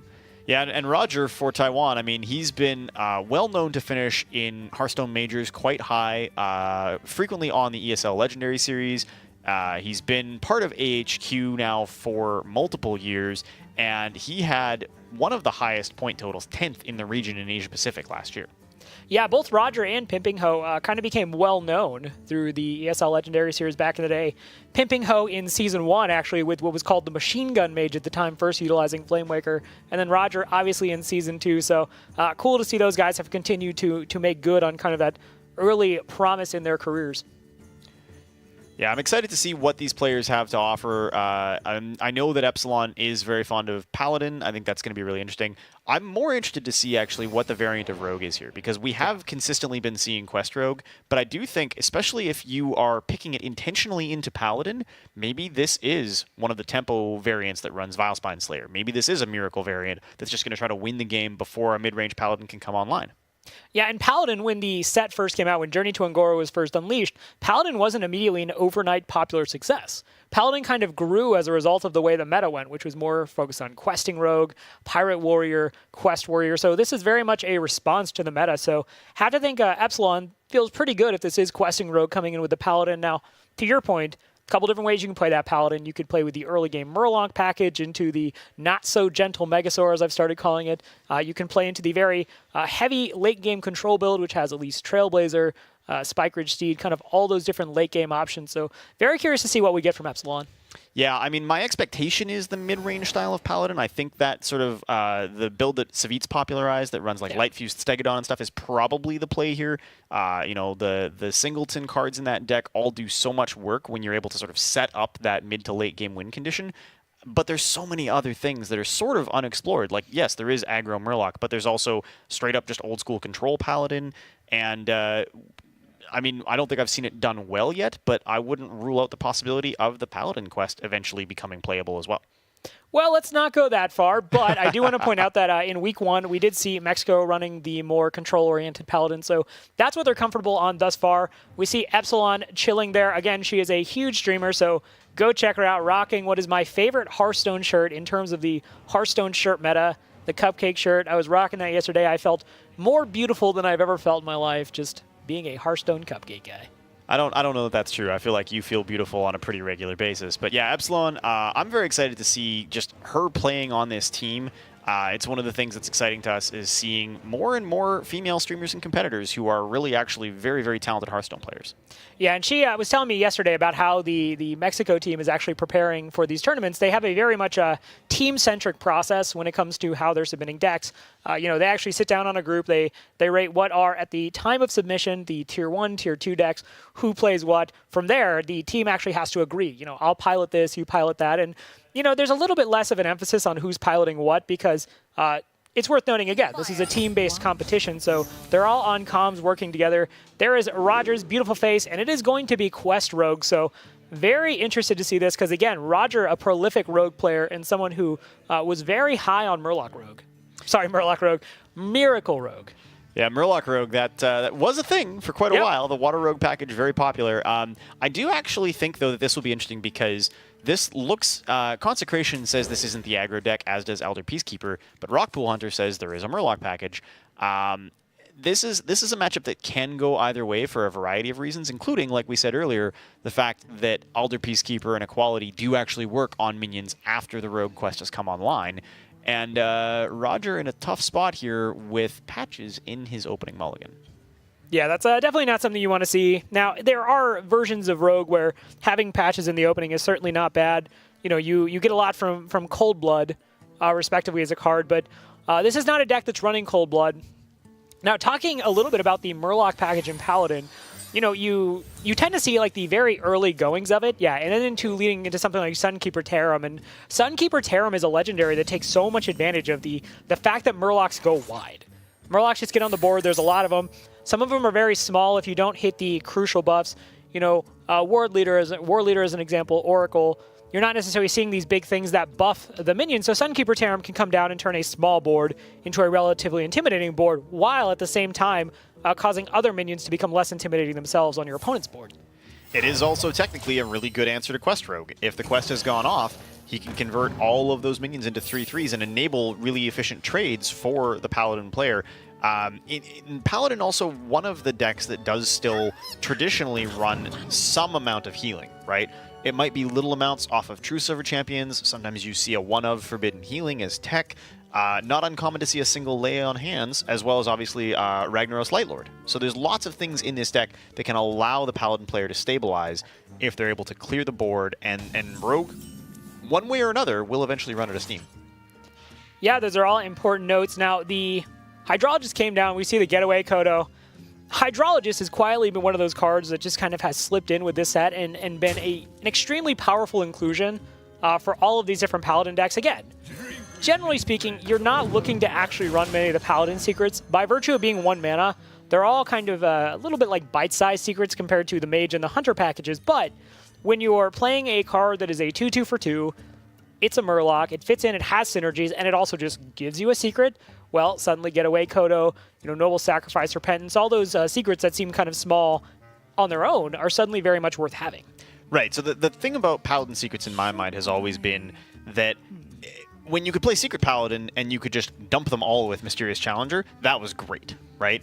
But outside of that scenario, they're very particular tech cards, right? There are times and places where one of them is the right answer and does something really powerful for you, but just as often, there are times where if you had put Getaway Kodo naturally into your deck, it eats up a spot for another card that you might have wanted more. It doesn't necessarily enable the things you need. Being able to flexibly pick among a set of them when you play Hydrologist can be very powerful, and it does allow you to set some stuff up in the late game where maybe Eye for an Eye, or the threat of playing around Eye for an Eye, which is a card that no one would organically put in their deck, actually stops and gives you pause because you have to think about, am I at risk of killing myself? Yeah, that is a huge issue with Eye for an Eye, especially for some of the Freeze Mage decks, specifically the versions of Time Warp Mage that were kind of popular. They're running Giants. You're just suddenly like, oh, I can't actually hit my opponent because Ice Block won't actually pop on my turn, and then suddenly things go bad. So Hydrologist definitely changing up the way the game looks for Paladin. Now, over for Roger, it looks like he's just going to slam Mimic Pot here because his hand doesn't necessarily give him a super intuitive line. Now, Igneous Elemental with the Firefly in hand, suddenly there is a road to activate the Crystal Core. But the problem is that most of the time when you're playing against the Quest Rogue, your answer to Igneous Elemental is just to take 2 damage and try not to put things on the board they can trade with, because if you just buy yourself time and Igneous Elemental isn't getting popped, suddenly it's not an issue anymore. Yeah, and the thing about Roger's hand right now is he doesn't have all of the really cool follow-up to Crystal Core once it comes into play. Even if Crystal Core ends up coming out soon, it's not coming out early, right? This is not going to be one of those situations where it's coming down immediately on turn 5, there's no prep in hand, and there's not a whole bunch of charge minions behind this. One of the downsides in some ways of running things like Igneous Elemental or even Bylefin Tidehunter, like, you can run other versions of this deck that run more early game, more charge.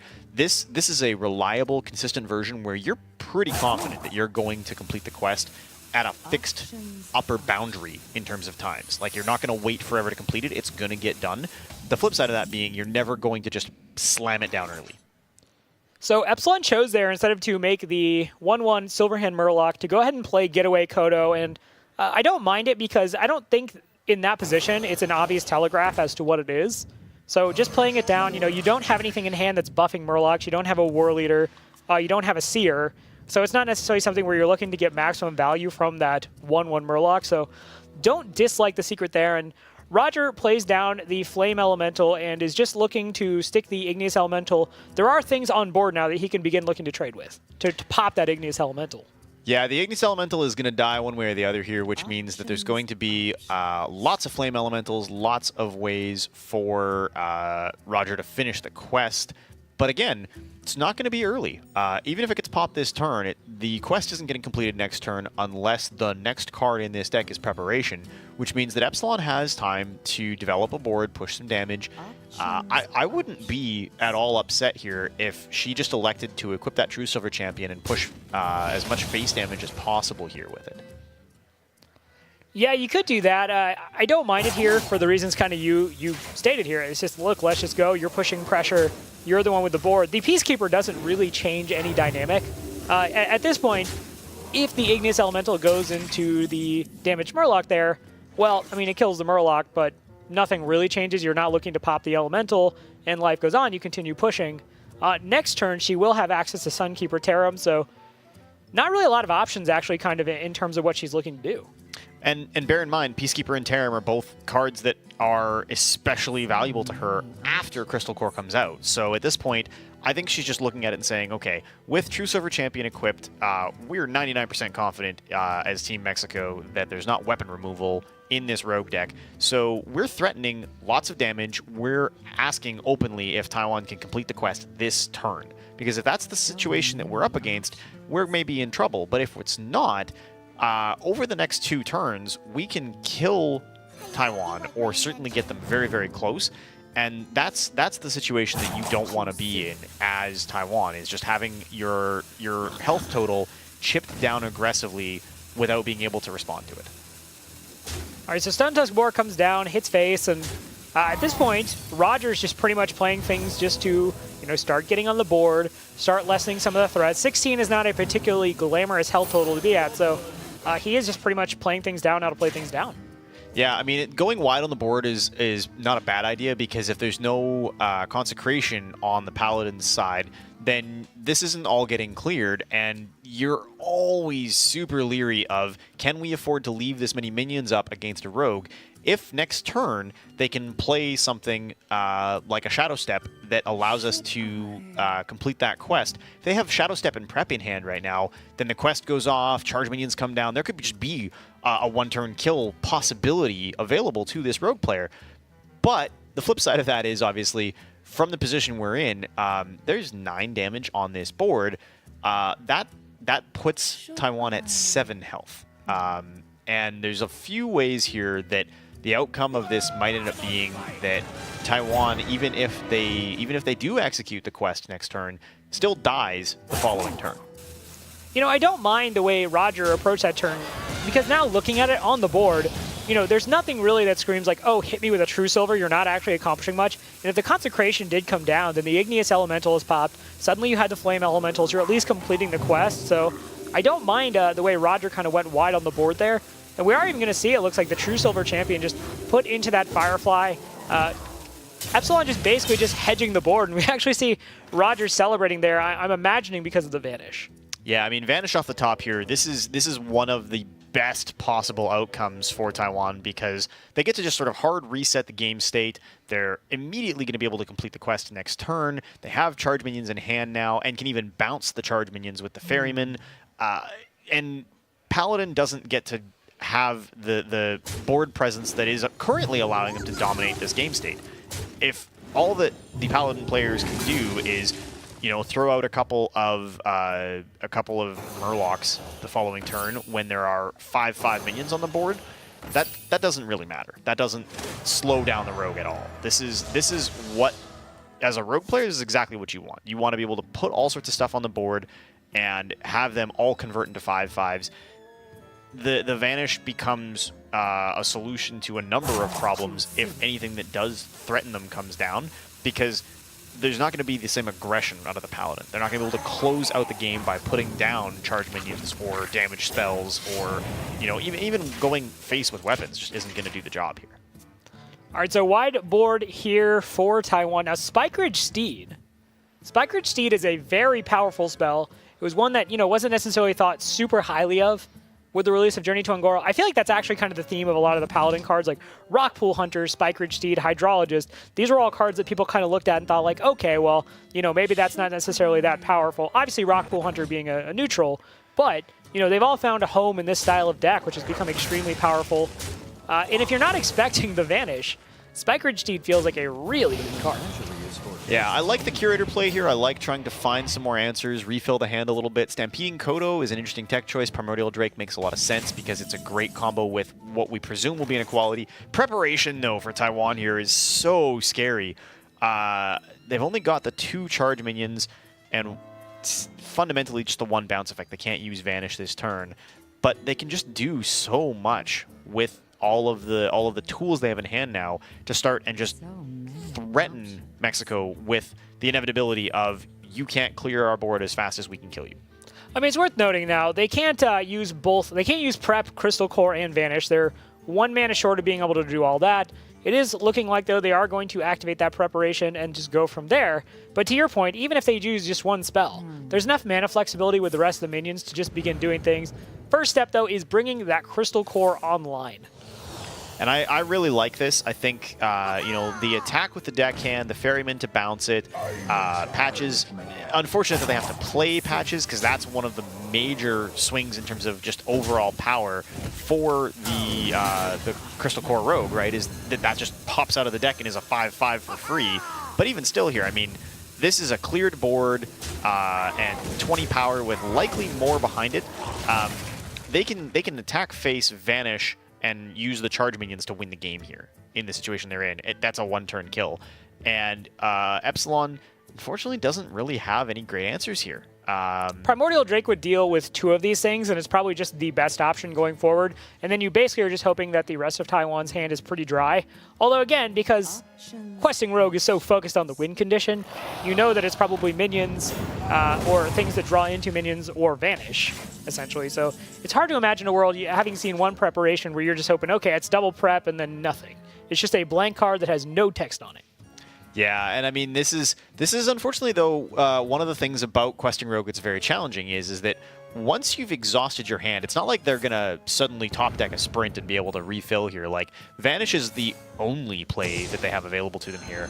And they can push for the sum total here of 10 damage this turn. 11 if you count the weapon charge. That's not a lot. And it doesn't actually win them the game over the next couple of turns. They have to still worry about, like, if an equality or something comes out from Mexico, like, they just lose. Yeah, but at the same time, the Igneous Elemental represents another 2 minions coming into hand, so you're just continuing to play 5/5s. I agree, it's not like they're sitting on a wealth of options, but what they actually have right now isn't terrible either. So we'll have to see how Epsilon chooses to deal with this. Now, Ragnaros the Light Lord will heal you back up to 30, and it does pretty reasonably challenge the things on board. The interesting point to me is that you can't get a value trade with the patches off of it. If you trade the patches into the Light Lord, like, that's just the death of patches. But I'm trying to think if there's a better play in this situation. I mean, I do think this Elder Peacekeeper makes a lot of sense, because you can make it so that the Igneous Elemental isn't getting good trades, or you can just disable Kodo. patches. Yeah, you can just Kodo here. And yeah, that's an old-timey strat right there. Back in the day, if you're curious how Paladin used to deal with the Ragnaros when they had no direct removal, that was it, man. You just make Ragnaros 1 attack, and you just slam that Kodo, and you say, get out of here, Fire Lord. Yeah, back in the 1920s of Hearthstone, that was the only way around. Smuggler's Run absolutely not going to help here, unfortunately. So Ferryman just to fish for another card is again, just kind of Taiwan's only play, unfortunately. And the more of these things that hit the board, the more I begin to think, having seen the Vanish, Mexico will feel really safe to play Spike Ridge Steed. Sunkeeper just... Once the hand is empty and there's nothing to follow it up, Sunkeeper just stops this whole plan dead in its tracks. Primordial Drake will enable some efficient trades. And Ragnaros Lightlord, I mean, 1 heal to face, and this whole plan sort of starts to look like it's going to fall apart. Yeah, this is suddenly turning into a little bit of a grindy game here because, as you pointed out, Taiwan's not drawing more resources. Smuggler's Run does nothing. No, the possibilities that they could have gotten something really, really good for a minion off of the Swashbuckler just didn't pan out, right? They could have had a 5-5 Tyrion Fordring. Could have been a 5-5 Tyrion, but I mean, it could have been a 5-5 anything, and even the ability to play their own Alder Peacekeeper or something else would have been great, would have been fine. Whereas in this situation, they're sort of left with just no really good options. All right, so Murloc War Leader off the top there would only affect the Vile Inquisitor. Could use the hero power to bump out the 1/1 Murloc token, but looking like she is not going to be using that. Yeah, I was going to say, I think at this point, if you just clear the board, if you just start going for it, you have to feel like your odds are pretty decent that that's going to get you through. And just electing to put up the wall and actually win the game, because we can't count, it's lethal, Kevin. Yeah, I wondered if we should point that out. No, just interject. Just go for it. Yeah, I was so focused on the board there. Yeah. Yeah. So Spike Ridge Steed, true silver champion getting through, and Epsilon celebrating. Mexico now up 2-0 on Taiwan. And that's not at all what I was expecting coming into this series. I definitely thought that Taiwan was sort of the stronger team. This matchup in particular could have gone either way. And frankly, it's the variant on Quest Rogue that Taiwan decided to bring that I think they got punished for. Well, and in general, Quest Rogue, one of the things that you kind of have to realize when you're playing against a deck is a lot of times like it's playing to the win condition. It has that one thing, but outside of that, if it doesn't go fast enough, it doesn't necessarily get going, early on enough.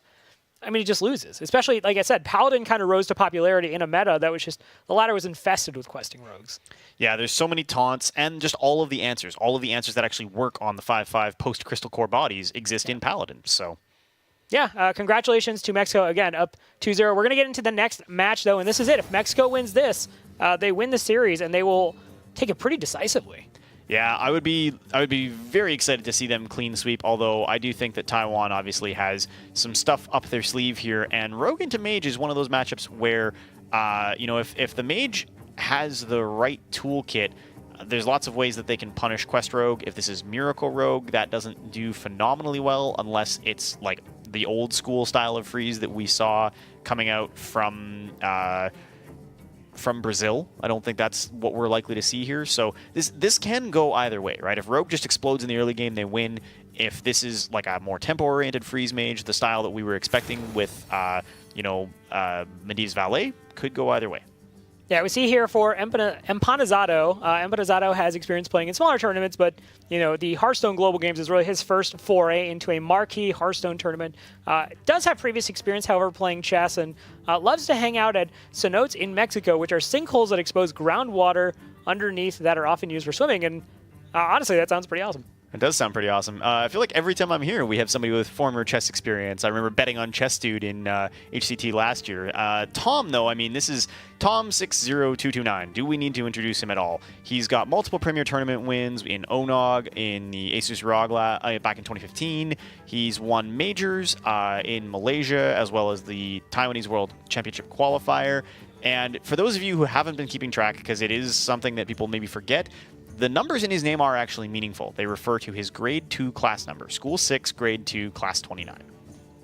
And I think, obviously, worth pointing out that he has the most tournament victories and the most money earned in Hearthstone in all of Taiwan. So we have kind of seen with Asia Pacific, there are these players who are kind of at the very top level, who in terms of earnings, in terms of merit, tournament victories, that it seems like a lot of these Asia Pacific countries have at least one player per country that's kind of the keystone flagship player for their country.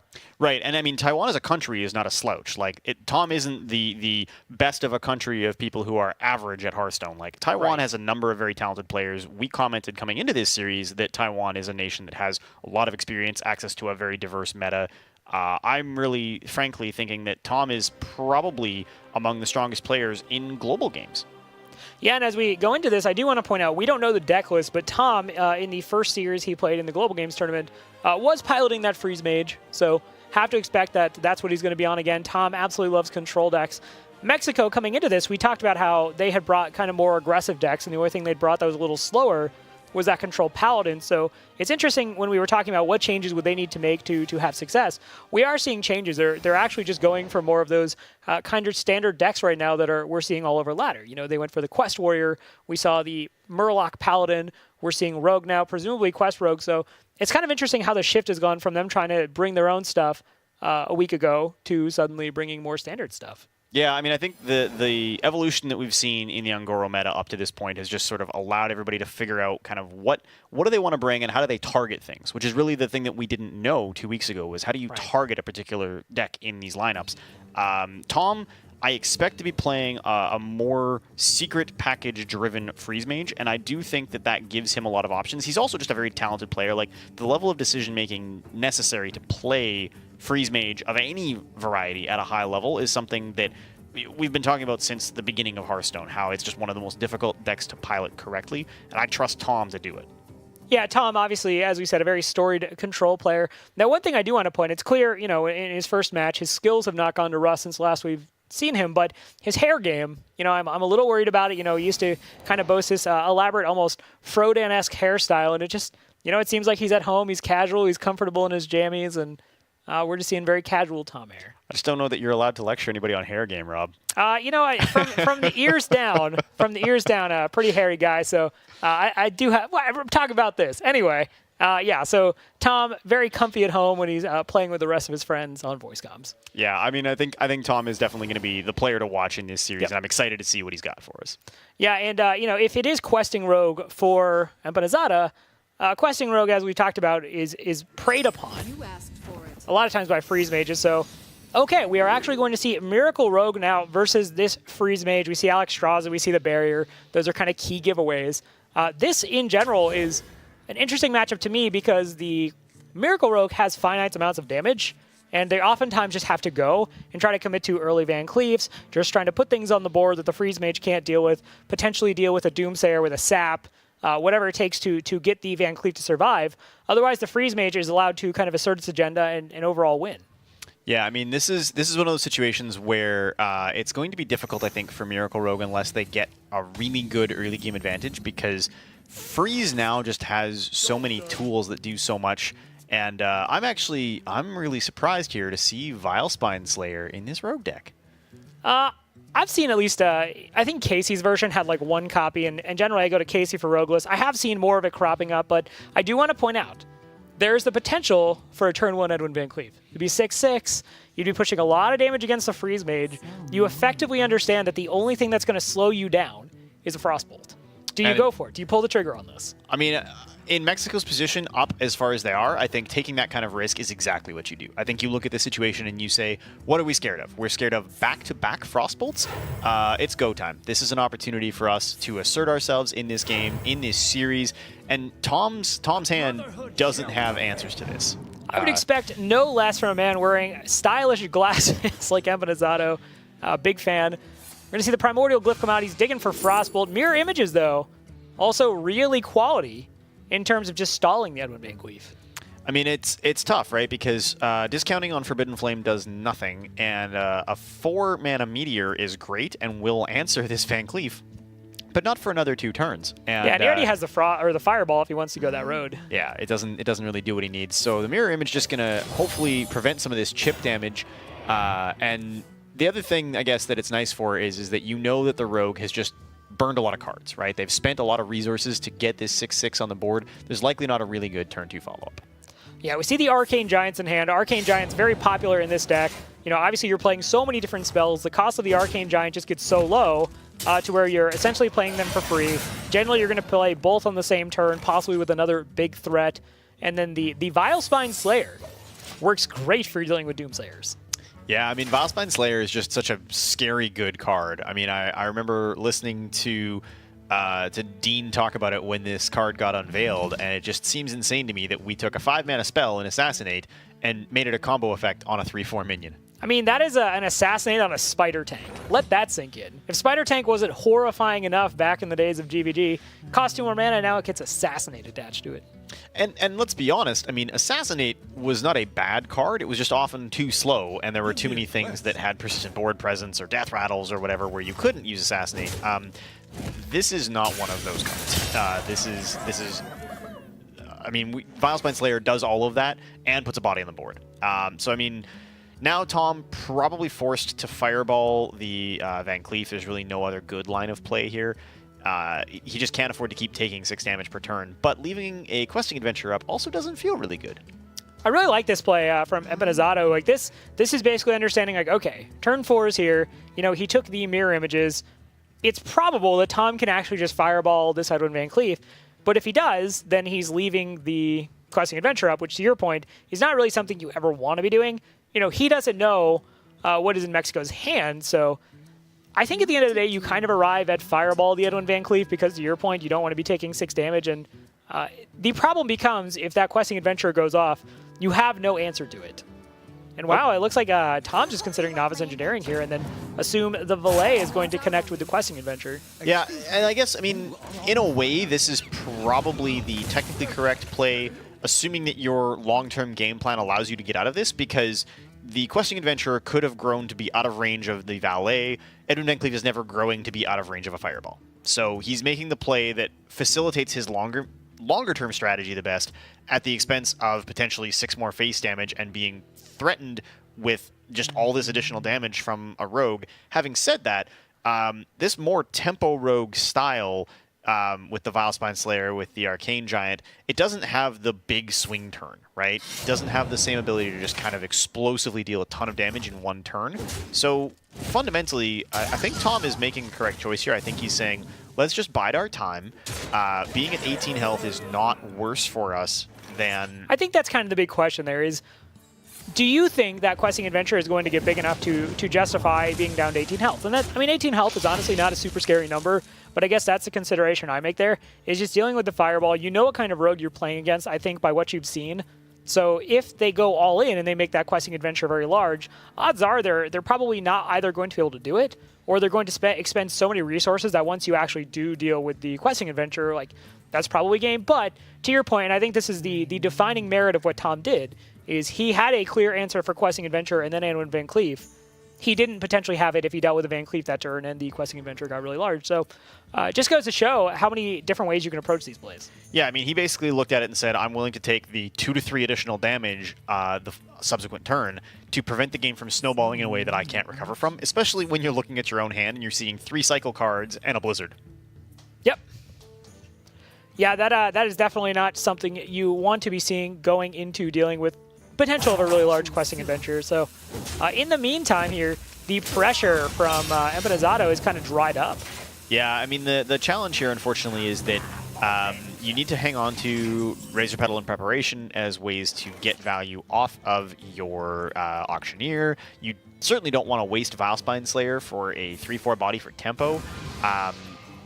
None of this feels great, but it all enables Taiwan to just start doing some digging. And what you have to be most scared of here is, while you did effectively bait out a fireball with Edwin Van Cleef, we are starting to approach that sequence of turns where you now have to be doing the math around, okay, how much of that hand is burn? Is Alexstrasza available? Because Alexstrasza into burn is the win condition for this style of mage, and this rogue doesn't have answers to that. There's no way for a rogue player to heal. There's no way for the rogue player to disable the ice block. So all this card draw is nice and allows the rogue to sort of look for more options down the road. But if you're in Tom's position, you get to play as if you're in control of this game right now. Yeah, interesting choice there by Mexico to just go ahead and jam down the Gadgets and Auctioneer. They knew that realistically they could only play the 2 spells unless they drew another Preparation, at which point you could have obviously chained together some more spells. But going ahead and deciding that right there, the card draw is what they valued more. And, you know, they did get some good pieces. They're discounting their Arcane Giants. Excuse me. Don't mind this so much. Yeah, Valet Ping here is just a really efficient way to get rid of the Auctioneer, because the alternative, unfortunately, in hand is the other Fireball, which even with Pyroblast available now, I don't think they can afford to do. You're still looking for Alexstrasza, you're still looking for more cycle. Second Auctioneer available for Mexico is pretty good, but I expect them to just sit on this one, to be honest. I think with Thalnos in play, your Razor Petals are really scary, and they're just good tools for clearing some of what's on this board. Razor Petals and Patches are great ways to answer the board. I don't think you can afford to play your second Auctioneer naked and get 1 spell cast I mean, he's off. wearing clothes, Kevin. That auctioneer is wearing clothes. It's like a vest. It's hardly clothes. It's just a very interesting. Okay, so they're gonna go for it. It's like vest and bracers. I'm just pointing that out. Sorry, I don't mean to derail, but I'm just saying, man. You go out on the street in vest and bracers. This is good. Counterfeit coin off the top. I think you absolutely go for here because Mexico just needs to do as much cycling as possible. It's a tabard. Because, it sees it goes down to the... I just want to point that out. That backstab. Goblin fashion is just outside of my wheelhouse here. Ooh, you could take a freezing potion. You have a backstab. Just a cycle, yeah. I think that's the correct answer. It seems that Mexico agrees. Like, they just want to dig here, and they want to find everything they can. Sherazin coming into hand is nice. That's a really good card in this matchup because you've got lots of cheap cards. You can just keep bringing it back. There's a future here where Mexico's going to just slam an Arcane Giant and Sherazin and say, okay, now what can you do? Yeah, and at that point, I want to point out this deck, actually, the way it's running, this is not a typical Freeze Mage list, at least the ones that I've seen. It's kind of more sliding into the range of it has some aggro potential. We did see the Mana Worm. We haven't seen a Doomsayer just yet. We haven't seen Frost Nova, so it seems like we're kind of learning about this deck on the fly, but it does seem like it's kind of the in-between of the aggro mage package versus the true control Freeze Mage package. Yeah, I mean, it's interesting because you've seen now Ice Barrier, which I don't think is considered necessarily standard if you want to go the more aggro route in Mage right now. We also haven't seen Arcanologist, which I would be surprised if it's not in the deck and they just haven't lucked into one yet. I mean, not having Arcanologist in 2017 is just baffling to me.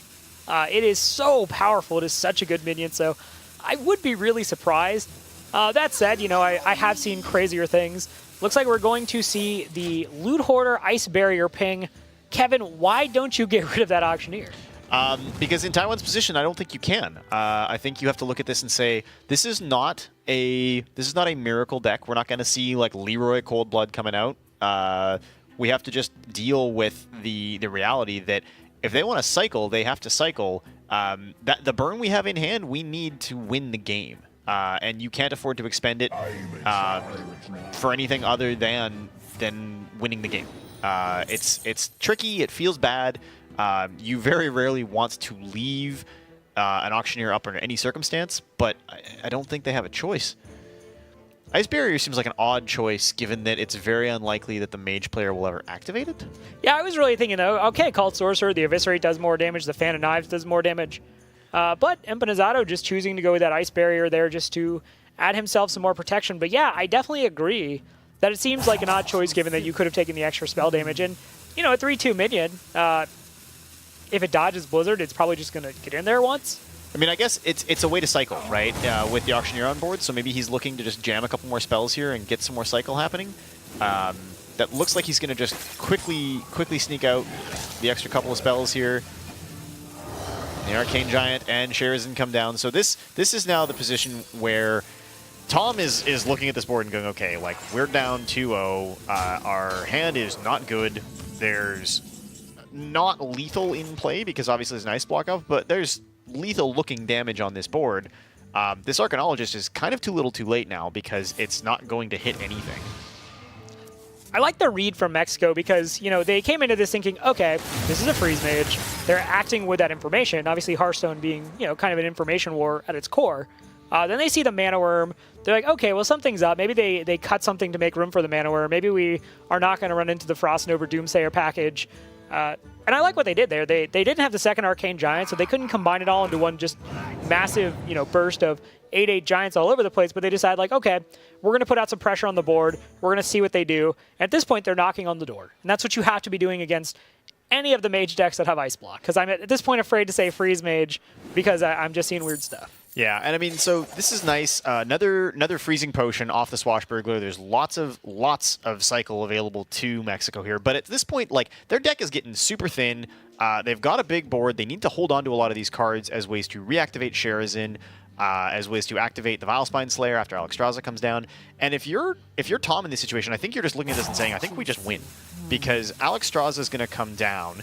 You've got Fireball and Ice Block as a follow-up, and then Pyroblast as another follow-up. I think you're just saying, unless there's something we don't know, this is a one game. Yeah, that's completely fair. I mean, you're setting up the win condition as Freeze Mage, which is kind of the when you look down the priority list, it's don't die, draw cards, find the line that allows you to do enough damage to win. And, you know, in this deck, unless there's some shenanigans off hallucination, you're not really expecting anything. Maybe Swashbuckler gives them the potential for Ice Block, but that might be why we saw Mexico take the Ice Barrier, just thinking some of that damage may come from the ground. At least we can nullify it. Yeah, I mean, I think, if anything, the biggest play around here for Taiwan now is, did they luck into a counterspell? Because that would be something that would actually screw up the entire plan here for a Freeze Mage. Yeah. But as it stands, I mean, we pop the block here the following turn. If they have the second block and burn, we just got to keep throwing damage at this block, pop it, clear the board, and then there's just Pyroblast, and that's the game. And there's no resource that Rogue can tap into that prevents that. They can't bounce the Swashbuckler and look for some way to stay alive. They can't find that Ice Block. They can't find a counterspell. I mean, you can sap this Alexstrasza, but I mean, at this point, I don't think they can play spells. I don't think they want to cycle any deeper into this deck because they don't want to take fatigue damage. If anything, they actually want to leave minions on the board and try to get them to trigger the Ice Barrier. That is one of those edge case things with Gadget and Auctioneer that you always have to be aware of is, yeah, if it doesn't die, you're like, okay, great, I'm still cycling. But if you start cycling into fatigue, well, that suddenly gets very bad unless you find a way to close out the game against your opponent. And that's the problem with Ice Block, is more often than not, Ice Block just says, well, you actually can't because you just have to deal with the fact that the opposing hero is just immune for a turn. Yeah, and I just don't see a way out here for Mexico. I think this is played exactly into the strategy that Taiwan wanted, despite the fact that their opening looked really, really thin on paper, and they were really struggling because they just kept hitting cycle. The reality is now they've got the tools they need. If you're Taiwan here, you have to think this is it. We've got them. Yeah, Tom's just very much in that's it, we got him pose. Like, he's got his arms back. He's like, man, you know what I really want to do? Put on a DVD after this. What have I not watched lately? Maybe just rewatch Lord of the Rings trilogy. Maybe just pop on something. But you don't think he'd be watching Frozen? I'm not playing into your game. You know, I make enough bad jokes on my own. We don't need yours. This is why Core is here, to balance it out. This is what happens when we have 2 Blizzard employees on the desk. We just make bad dad jokes. But yeah, Taiwan just has to equip the block at this point and, you know, hit Fireball and ping, I believe, and that should be it. But again, because they don't know what the secret is, they have to test. Yeah, and this is fine because Fireball and Pyroblast is still lethal. So this is actually nice. It's clean. It's mana efficient. The 9 health is not a big deal. And unless this Swashbuckler does something incredible, then Taiwan gets to put themselves on the board, and Mexico has to fight their way back into this series. All right, here is that Swashbuckler, and off of it we see Mana Worm. No. Although it would have been good in the beginning of the game. Yeah, it could have been great yeah. Some 15 or so turns ago. At this point, the dust has settled, and Mexico has done everything they can with the tools available to them. But Taiwan successfully navigates this matchup, gets on the board, and we're going to go to a game number 4. Again, I just love Tom's posture. He's like, oh, this was so easy, guys. Come on, how are you losing? We should be winning. Tom is that guy who just, all he does is win, win, win, no matter what. Yeah, he's feeling really good. He was able to close this out. You know, there's the outside possibility this is an ice block, but Pyroblast will determine that no, it is not. So, Taiwan now on the board. Mexico still in charge in this series. It's important for them to maintain composure and go into the next match feeling they can win it, but you know, again, Tom, just everything looks like this was scripted. He's like, yeah, you know, hand kind of sucks, but we'll just draw like Straza and just, you know, put him to 15 and kill him. Yeah, I mean, they were able to get back on the board and just navigate that. Of all the insane things, it ended up being that Blizzard from the opening mulligan actually was just in the right place at the right time. And when you hit a mulligan that has Blizzard and Cycle, as a Freeze Mage, you're feeling pretty bad, right? Arcanologist comes up late. You didn't get the valet value when you wanted it. You're forced to take chip damage from a 6/6 Edwin Van Cleef multiple times, and yet still worked out in the end. Yeah, I mean, you don't need to dig into your deck if you just draw what you need in the first place. So we're going to head on over to match number 4, though. It is going to be between Irvin G and Malagos Taiwan. Irvin G electing to go with the Priest, Malagos Taiwan on that Warrior. I want to point out small bit of trivia here. Irvin G was actually the guy who constructed that Hunter deck, the Ysera deck. So, you know, Irvin G has some unusual tastes. I think Priest is a great place for him to kind of show those off because Priest is very much a class that, in a good way, is kind of in flux right now. And I mean, when you think about it, if the mage they're running here was its own variant of like a secret freeze mage, and we're operating under the assumption that Taiwan is probably running Quest Warrior, that's not a great matchup for them, and we've seen that go poorly elsewhere already tonight. But Priest has a whole bunch of really, really good tools for dealing with a lot of the stuff that's going to come down from Quest Warrior. Being able to Shadow Word Pain and Ally Armorsmith feels really good. All right, let's go ahead and get to know the players. Irvin G has the highest Hearthstone Championship Tour point earner from Mexico in 2016 with 25 total points, so good on him, obviously out there repping Mexico in the Hearthstone Championship Tour. He already has almost 20 points this year, so he's well on pace to eclipse his performance from last year. And want to point out, Irvin G also has some major tournament experience competing in the Copa America qualifiers. And Malagos Taiwan, obviously a name that we recognize from last summer's Asia Pacific Summer Championship. Clearly a big fan of Ysera, but less than he is of Malagos. I think you have to read that in the TJ voice. He'd be like, his favorite card is, you guessed it, Ysera. Just kidding, it's Malagos. I can't do a I was going to say, I don't good have the TJ impression. voice, but it's do it. the TJ mannerism is very laid back, and you just kind of like look at the camera, and you just kind of... Yeah, you do the TJ and just kidding. It's Yeah. Malagos. I very much value what TJ brings to the broadcast in terms of these facts.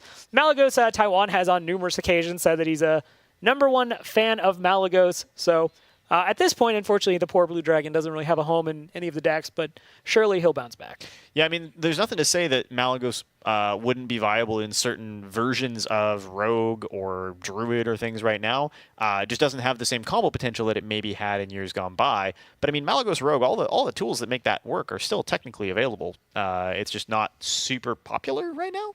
I was going to say, we're still so young into the Journey Twin Goro meta, so obviously potential, I think the one thing that's kind of a little bit damning for him is the lack of Emperor Thaurissan, which obviously for other decks outside of Rogue certainly made Malagos a little more popular. Yeah, Malagos, because it's so expensive, very difficult to get meaningful value off of, so it's going to be interesting. But I do think that this is going to be fun because we haven't actually seen Priest yet tonight. Yeah, we're going to go ahead and take a look at Group G standings real quick, just to let you know how this matchup has implications. We see Taiwan currently tied with Turkey for first place in the spot with a 1-0 record. We're in the very early going of Stage 1 of the Hearthstone Global Games. Poland lost in Week 1, but was able to bounce back in Week 2. Singapore, Mexico, and Vietnam still not on the board. Obviously, Mexico looking to change that tonight and one win away from doing just that. Now, we're seeing a lot of Quest Warrior, so my assumption is that this is Quest Warrior. I think Quest Warrior has finally eked out the position as being the Tier 1 Warrior deck. Pirate Warrior, obviously pretty targetable, even though it does have those explosive starts. Priest, though, versus Quest Warrior is not a matchup I have a ton of experience with, especially because there's so many different ways you can play Priest. You can play into that Divine Spirit Inner Fire combo. You can play into even Miracle Priest variants. You can play Dragon Priest. Kevin, do you have any experience with this kind of matchup? I mean, so the question is going to become, there are two ways this could go, right? It could be a Dragon Priest, or it could be that they're all in on one of the really cool like singleton gimmicks, right? They might decide to go for a Kazakus style. On its face, this definitely looks like Dragon Priest with Ysera in play. Worth noting, though, that at least the Trailblazer, popular in Priest because of Shadow Visions. If you can get the Sealed and Goro pack into your deck and hit it with Shadow Visions, that gives you a lot of ways to refill your hand, a lot of flexibility in the mid-game. I would be astonished to not see Shadow Visions in this deck. And Shadow Visions right now, in this matchup even, just such a good card because sometimes you need a third Shadow Word Pain, sometimes you need a third Shadow Word Death. Assuming that this is sort of at its core fundamentally just a Dragon Priest that has some of these interesting extra outs, this is a matchup that can go really well for Priest in general. The one drawback is that there's not a lot of use of the stuff that manipulates the board based on attack value. So you do see one Potion of Madness here in the mulligan. That's really, really good in this matchup. Obviously, Bookworm, also very, very powerful. Those are easy ways to get rid of the Bloodhoof Brave, the Acolyte of Pain, the Ally Armorsmith. But as time goes on, Priest doesn't actually get to do a lot to threaten their own inevitability, right? The win condition in this deck is just stop your opponent from winning. And that's not a win condition per se, it's a not lose condition. Yeah, there is no, to your point, no critical mass combo that's just going to win the game. There is no Ragnaros Hero Power. There is no Quest Rogue function. So you are very much looking to value grind them out a lot of the times. And you mentioned at least the Trailblazer. Obviously, Shadow Visions does make that card pretty amazing, but in general, it's still extremely powerful, even if you just get the one-off copy. I know, again, Brian and I were talking about it over the course of the weekend. He was saying that that's how he likes to deal with Control Warriors, just grind them out via Shadow Visions and Elise Pack. So curious to see how this goes. I do want to point out in the first game for Mexico, first series rather, Irvin G did have a disconnect, unfortunately, while playing against Poland, which was an automatic loss. So the team all decided that they would prefer to not use the webcam just to make this as less intensive on his internet connection as possible. So that's why you're seeing Anduin there and not Irvin G. Yeah, it's good to note, and we obviously would prefer that the game be kept intact at the expense of being able to see when he laughs or is upset if he gets the wrong cards. In this situation, though, I mean, Irvin G has hit lots of really good early game. I do expect him to just play the Twilight Drake here now that he's got 2 Bookworms. One will activate the other. If he could run that Acolyte of Pain into something, then Potion of Madness might be an option. But as it stands, and he's actually just gonna wait. He'd rather get a little bit bigger body on his Twilight Drake. I mean, that also protects the Cabal Talon Priest from the Axe, so I mean, that is certainly a consideration, and we see there the Axe doesn't come out and do any damage. It's just going to be the Ally Armorsmith, but this is going to be amazing. This is as feels good man as it gets. Ally Armorsmith, get out of my dojo. My name is Bookworm. I am a dragon. Yeah, that's a phenomenally good play, and this is actually one of the things that makes the Quest Warrior quite weak, is that most of its minions are targetable by Priest. Until you get into the late game, until you start hitting Curator and Primordial Drake and some of the stuff in the top end, all of the early and mid-game stuff is very vulnerable to Priest removal. And over time, if Priest just keeps getting to remove minions, chip damage, prevent the warrior from stabilizing, from working towards quest completion, that's really scary. This is again a good reason why Twilight Drake wasn't played, is to activate these dragons, because so many of these minions statted towards health are going to be coming out, and have to see if the second Bookworm is going to come out. And I want to point out, once we get to those minions you were talking about, Curator and Primordial Drake, those things are effectively, especially Primordial Drake, is basically immortal against Priest. It doesn't die to Dragon Fire Potion. You have to pretty much beat it with the board, and it's a very tall order.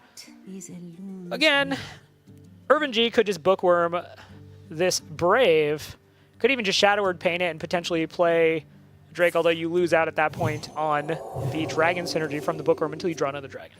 Yeah, I mean, I think in this position, if you're Irvin G, Shadow Word Pain feels better because you are a little bit concerned about going wide on the board. You are fundamentally got a handful of spells, and you've got to think about, okay, is there a Brawl in play? Turn 7 is quite frequently Dirty Rat into Brawl, and that's something that you just have to be aware of and take into consideration, because if the Dirty Rat pulls your Twilight Drake and then you Brawl and lose everything but the Twilight Drake with 1 health, that's a real bad time if you're the Priest player. I mean, speaking of bad times, this is just pretty much like a not great situation to be in either. Draconid Operative is probably just what you go with here. It is one of the most powerful Dragon synergy cards in the set, but in order to trade into this Curator, you are leaving yourself potentially extremely vulnerable to Sleep with the Fishes, right? So even if a Brawl doesn't come down, by trading into this Curator, you are putting yourself in a position to get the board sweep. The thing, though, is that Sleep with the Fishes is almost always being combined with some other card, right? So this would require, right now, Malagos to have a Ravaging Ghoul or something to activate it. Primordial Drake right now not going to be enough because you can't get both of them played. And honestly, I mean, yeah, like if you're Mexico here, this is your chance to just start and put threats on the board. Like, yes, you are scared of Brawl. Brawl is an inevitability here. At some point, you just have to accept that you really need to get out in front of this. With a handful of spells, like sometimes that's the only choice you have. The extra Power Word Shield here is nice. More cycle is certainly valuable. Allows this trade to go off really, really well. I just don't know. Like, I look at this and I think sooner or later this Brawl is coming out, and if you're Irvin G, at what point do you just get on the board in the most meaningful fashion you can? It feels like Irvin G is kind of still in that place where he's like, okay, I'm just trying to play around a bunch of stuff. And to be fair, getting that Power Word Shield, putting it onto the Bookworm, did play around just to Sleep with the Fishes blowout coming out, because if you traded both bodies into the Curator, they're both sitting on 2. Do you commit an extra 2 mana to healing? What are you looking to do? Okay, so Here's the biggest thing about the Draconid Operative in this matchup. Most of what's in the deck for Warrior is either removal or plays to the win condition of play a lot of taunts and then get a cool hammer and a cool hero power. You know, Ally Armorsmith and Dirty Rat, certainly powerful minions in their own right, but for the Priest player, kind of less so. You're not really building towards, again, as we talked about, that inevitability through the hero power that the Warrior gets for playing 7 taunts. So this is honestly, to me, kind of an underwhelming pick. I mean, I like the Fiery War Axe. I do think it's worth noting that on a strict technicality, there is value in using Dirty Rat because if the Dirty Rat pulls a taunt minion, that taunt minion doesn't get played, and you may be able to just deny the Warrior quest by a turn by taking away one of the resources they need to do that. This sets up a really nice Primordial Drake. Warrior now at 5 of 7 taunts. Like, you have to be worried about that being a serious problem very soon, and Primordial Drake just, you don't have an answer to. Nothing that the Priest can do here answers Primordial Drake. Malagos Taiwan looks almost disgusted with himself with how good that Primordial Drake was. Like, he's just sitting there laughing. He's like, yeah, you know what we could just do? Kill the dragons with my own dragon, and then just go. Yeah, and this is where, like I said, I mean, at some point, brawl or no brawl, you just have to get on the board. Getting the Sealed Angoro pack into the deck makes this next Shadow Visions feel a little better. This is a really good spot to be in for Malagos Taiwan. He's going to be able to just kind of like take his time, set up a really nice board. If he plays anything other than the Accolade of Pain, it's immune to being deleted by just the Dragonfire Potion. They all have more health than Dragonfire Potion deals damage, which is just a problem for Priest in general right now. If you are dealing with high health minions that you can't clear, what is your follow-up? What is your answer? There's one Bookworm in hand, but there's nothing to activate it. So even the Bookworm removal that would take care of this next Ally Armorsmith or the Direhorn Runt, just that option isn't available right now. Yeah, and really Irvin G was just kind of in the position where he's like, okay, I want to get maximum value on the Twilight Drake. I want to shuffle that Sealed Angoro pack into the deck. You know, a 5/5 body doesn't hurt, but yeah, he's just kind of at a point where Malagos Taiwan has a full hand. He's getting ever closer to finishing that quest, and it kind of feels like Shadow Visions is going to have to do something really impactful in terms of drawing that Sealed Angoro pack. And then you also just need a really good Sealed Angoro pack, and I'm not actually sure what you're even looking to pull that turns the situation around. Yeah, it's very difficult to say at this point. Priest of the Feast is nice, but I mean, that's a card that you're using to like restabilize in a matchup where you've been threatened. And in this matchup, Irvin G needs to be the one pushing threats and pushing damage, not responding and trying to get health back. Priest of the Feast letting him get a couple of hit points back after he eats the first really bad hits from the Ragnaros hero power is fine, but fundamentally you're just in a bad place here. Stealing the Accolade of Pain is nice, more for denying the value to your opponent, and Northshire Cleric could actually be interesting here. Depends on... So he's going to try and remove the Primordial Drake. That makes a lot of sense. Gets the heal, which will be some additional draw. There is the risk here that you hit the Angoro pack before you get to Shadow Visions. Shadow Word Pain, though, a nice pickup here. Shadow Visions does hit the Angoro pack, so that's really nice. And he is actually going to be able to clear the board here using this Fiery War Axe. All right, let's see what we get off the pack. This is super fun. I love this animation. We are looking at Gluttonous Swamp Ooze, Sunkeeper Tarim, Sated Threshodon. That is, I believe, is one of the Tar Creepers and then the Stegodon. So, not bad. And really the biggest saving grace is that there's another pack still in the deck. Unfortunately, you've used one Shadow Vision, so you can't necessarily pick up a third pack. That would be truly pay to win. And obviously that is not something we can get behind as Blizzard Entertainment employees up on the desk. So have a nice clean match. Nice clean match. So, I mean, the quest is complete. Sulfuros comes out. This is going to be an opportunity for Malagos to clear some of the concerns on this board. His hope, I think, here is that the hero power doesn't go face, but such is life. And he's just got to think about his health total now as he starts to play here. Like, yes, there is an Ally Armorsmith in play here, but, I mean, you don't know what else is in this deck for removal yet. Though the Bookworm activates off Ysera off the top. What are the odds? That's so good. Gluttonous Ooze value to boot. This is exactly the swing turn that Irvin G needed. And this is going to force, I think, a Dirty Rat Brawl from Malagos.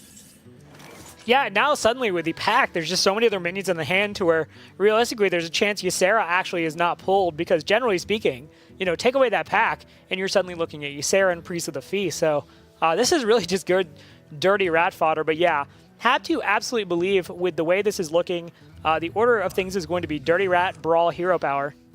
I mean, it basically has to be. I wonder, though, if you don't Dirty Rat... yeah, okay, he's going to not Dirty Rat. This is one thing I think he has to think about is that if he pulls something really big with the Dirty Rat and it survives the Brawl, that's actually worse.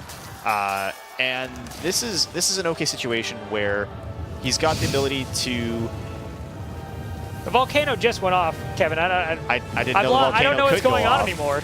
I have no idea. I think there was a game, but now I'm just so fixated on the volcano. I thought like the game was disconnecting, and like I didn't know what was going on. Why is there. everything shaking? Did someone concede? No.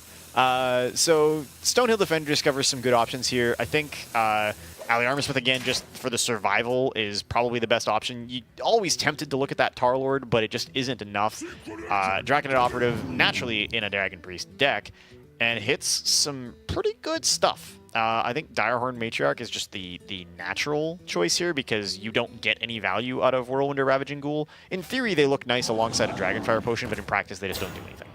And I think at this point with that Direhorn Matriarch, it survives a hit from the hero power. You could just bait out and execute, in which case you feel safer playing that Ysera. So Direhorn Matriarch, though, at the end of the day, I think getting picked there because it's big. It is very big. It is very large and very scary. And Taiwan right now is sitting there and doing the math. Like, can we survive?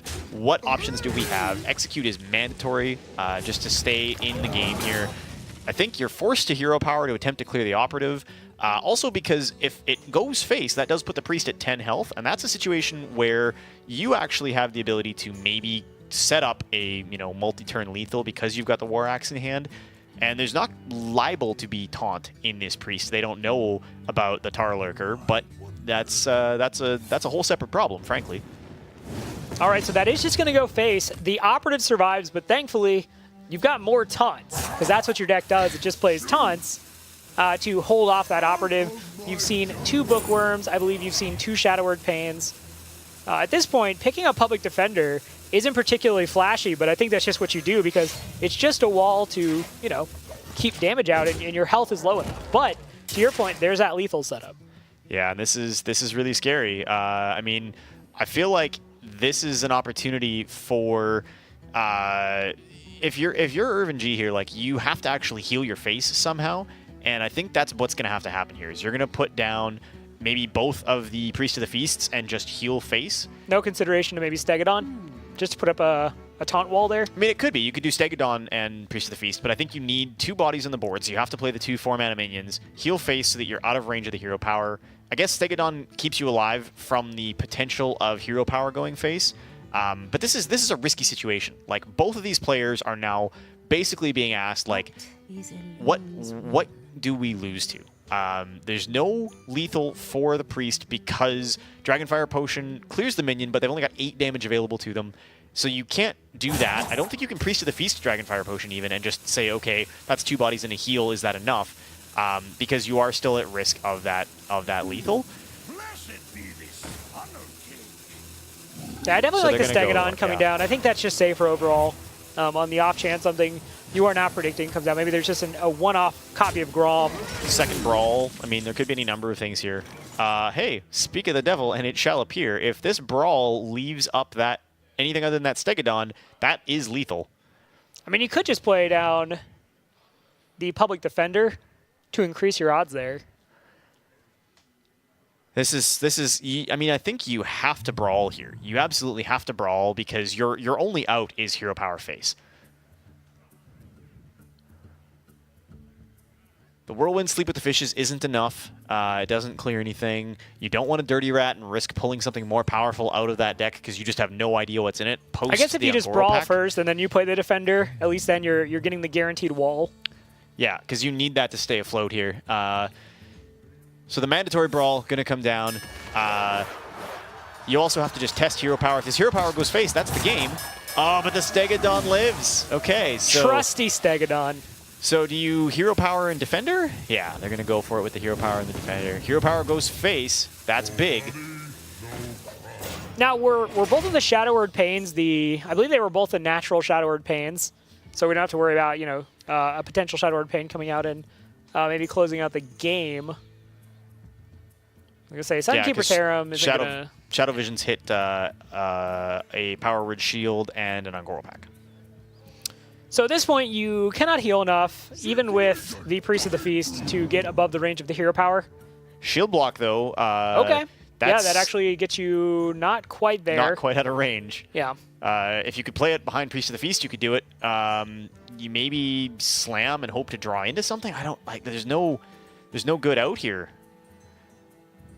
They're just going to put more bodies on the board and hope. Yep, you're hiding behind the taunts, and you're just saying, okay. And I've seen both brawls. Basically, it's hit me with potential. The 25% chance. Yeah. I was gonna say, or there's like Sleep with the Fishes out still, but still not enough though. I mean, this is very much if Hero Power goes face, we lose, and we just have to accept that that's the reality of late game against Quest Warrior. Doesn't do it. Trusty Stegodon. I like this now. We're both just hiding behind the walls. The problem is that one of us here has the Hero Power. That's doing 8 damage a turn. And death is not what you wanted to pick up here, so I just don't know what you do. I think so. You can play Priest, you can play the Shield Block, you can play the Hero Power. You're putting another minion on the board. You deal with the Public Defender, and at that point they have 1 taunt on board, but you've at least healed out of range. Yeah, I mean, Priest of the Feast, Shield Block, heal gets you out of range of the immediate lethal, but it doesn't, I don't think, give you enough ways to actually just win the game. And you can't remove this Ally Armorsmith, so the Ally Armorsmith's going to get value and keep the warrior in the game as well. Malgo's Taiwan just having a great time. You wouldn't know this was such a tense match. It's just like, I can't believe it. He got shield blocked. It's just a party in there, and you can see somebody's kind of like peering around the corner behind him like, what are you so excited about right now? Run, Malagos Taiwan, run. It's not safe. That's the bad guy in this movie. Oh, this is just so tense because I just don't know. I mean, this is... With the Brawl gone, there's not really a good way to get rid of this Tar Lurker, so I don't know how Taiwan actually closes this out if they can't hero power to victory. I want someone to walk back to this guy watching Malagos Taiwan. It's called Hearthstone. You can download it for free on PC or mobile. Just build a collection of cards. Shield Block is a big pickup here. That's a decent way to stabilize a little bit for the warrior. Also maybe draws something useful. Slam is not exactly what you wanted, but it might enable a decent sleep with the fishes. I was going to say, you could sleep with the fishes, double Whirlwind. Like, you're expending a lot, but at that point, you can clear the Priest of the Feast. So if you think Priest of the Feast is going to be an issue and you just need to get rid of it to dodge future healing, then you could commit a lot. I just don't know. It's very difficult. Like, you absolutely still have to hero power here pretty much no matter what because you need the hero power to hit something. The Direhorn Matriarch is nice, but it's not enough. So Whirlwind Sleep with the Fishes will kill 2 minions. Means taking some damage to your own Ally Armorsmith, but that's sort of the cost of doing business at this point. And if the hero power hits... Oh my goodness. This game, man. This game is absolutely delivering. Now, is Tarim... I don't think Sunkeeper Tarim changes anything. It doesn't create a lethal situation, that's for sure. Although that second Ungoro pack could do just about anything. What could you get off the Ungoro pack there that could potentially change things? I mean, anything that allows him to stabilize a little bit. I don't even know. This is... You could actually... Okay, so you could Dragonfire Potion here. You get through the Ally Armorsmith, and then you swing and you're a couple points off lethal. So if you find something else that just does a little bit more damage, just gets you there. Now, you won't get the full pack because of the way this works. So he's only going to get 4 cards. And that is... Okay, so Firefly to set up a Blaze Caller is a big deal. Yeah. That's absolutely lethal over 2 turns now. You know, and I say you play the Elemental itself. Just go as wide as you can. Yeah, put as many things in the way of the hero power as is humanly possible and just hope. Oh, he's summoned over Tarim there. He needs to clear the Armorsmith first? No, he can't. If he Tarims, he's doing it specifically just to have the extra body on the board, and he trades the Draconid Operative into the... Oh, this is... I guess this is a way to do this. Like, you were dead to hero power either way, so you may as well just use that second weapon charge. Get the value you can. You've got lethal if this hero power doesn't go face. But if the hero power goes face, that's the game. Ravaging Ghoul Whirlwind takes care of 3 of the 4 minions. It's a 50-50 shot. Oh man, this is it. It's coming down to the wire. Let's do or see what die. happens. I wish we could see Irvin G's face right now, man. This is intense. We see Malagos Taiwan clapping, so. And he gets it. Oh my goodness. Okay. Ties up the series 2-2 after just the grindiest back and forth match. That game absolutely delivered for me. That was what I wanted to see there. The Ungoro packs came into play. The Priest was essentially one turn. The guy in the back can't believe it either.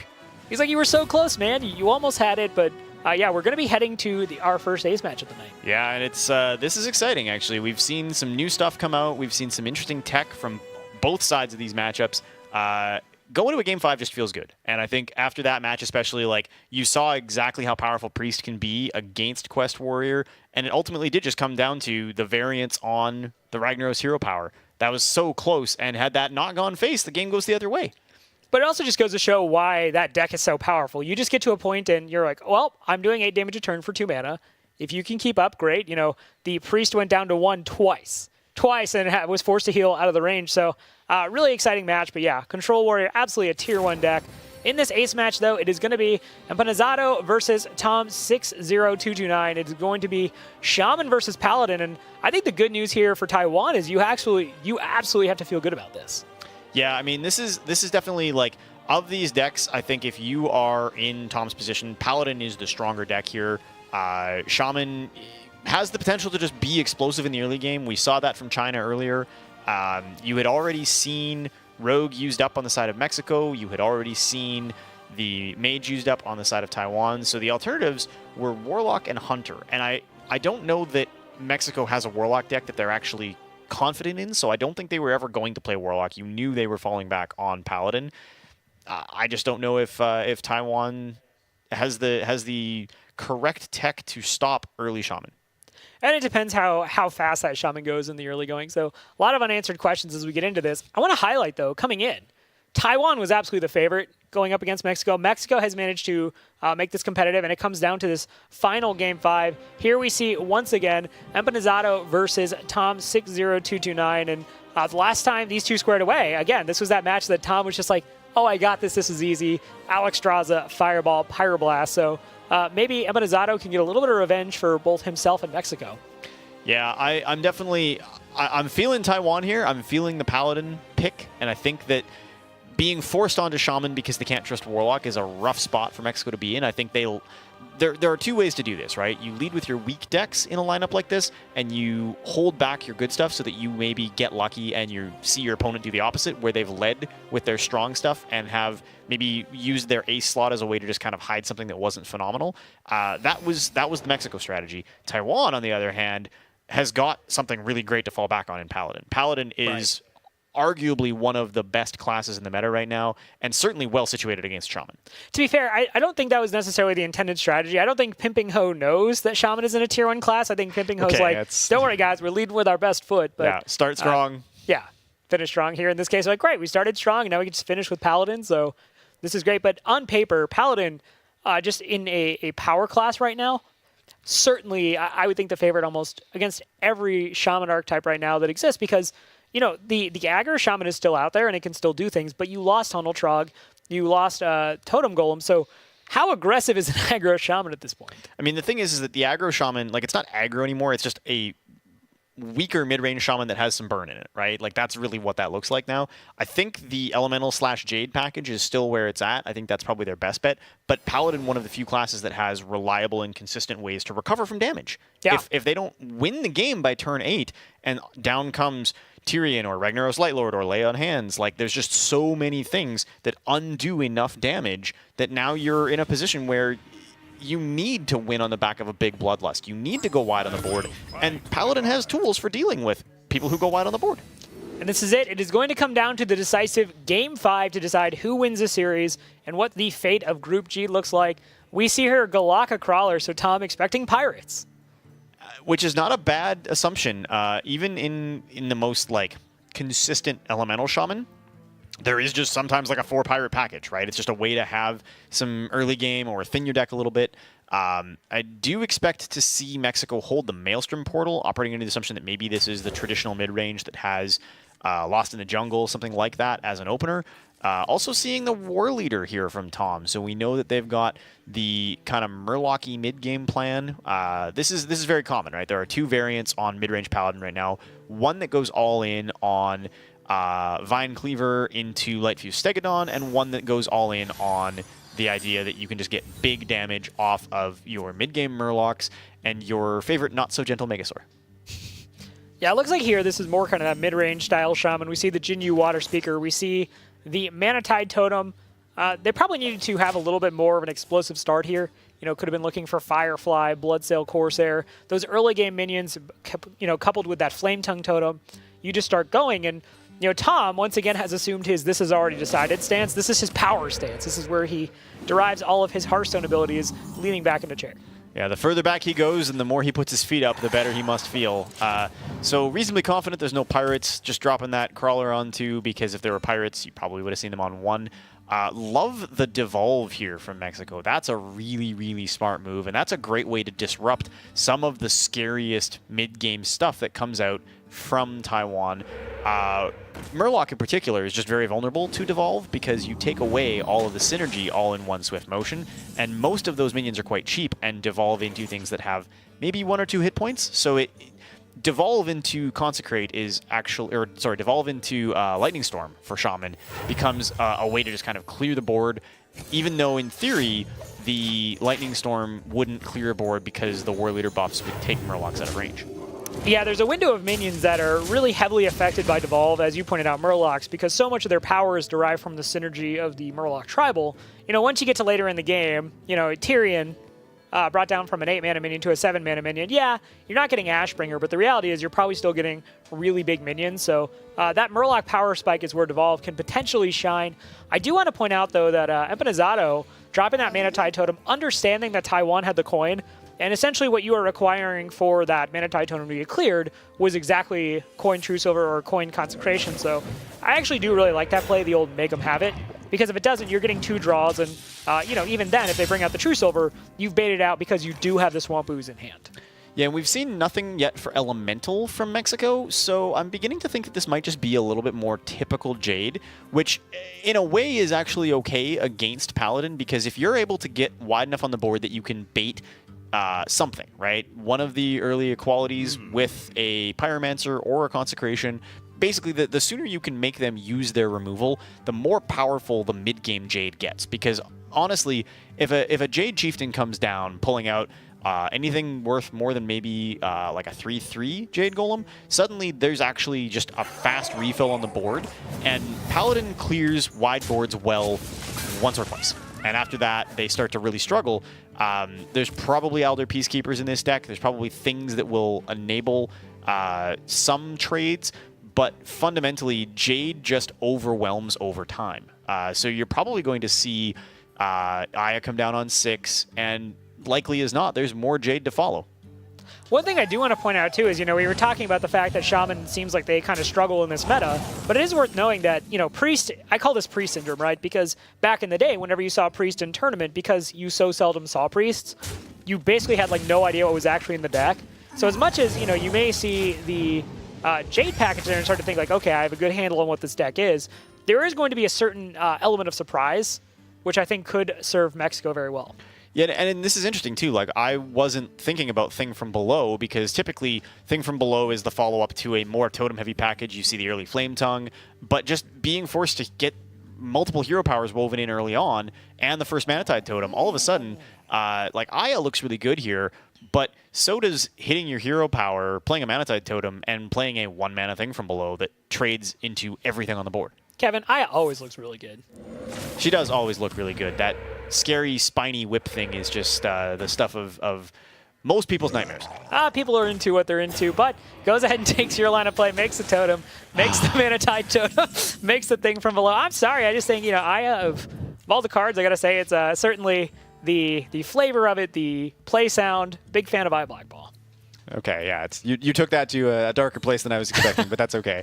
This is good. I mean, Mexico they're not really worried right now unless Taiwan expends significant resources. Mana-Tide Totem survives, and that's a big deal because multiple draws right now is very, very powerful for Shaman. Once the second Mana-Tide Totem is gone, there's really not a lot of other cycle in this deck.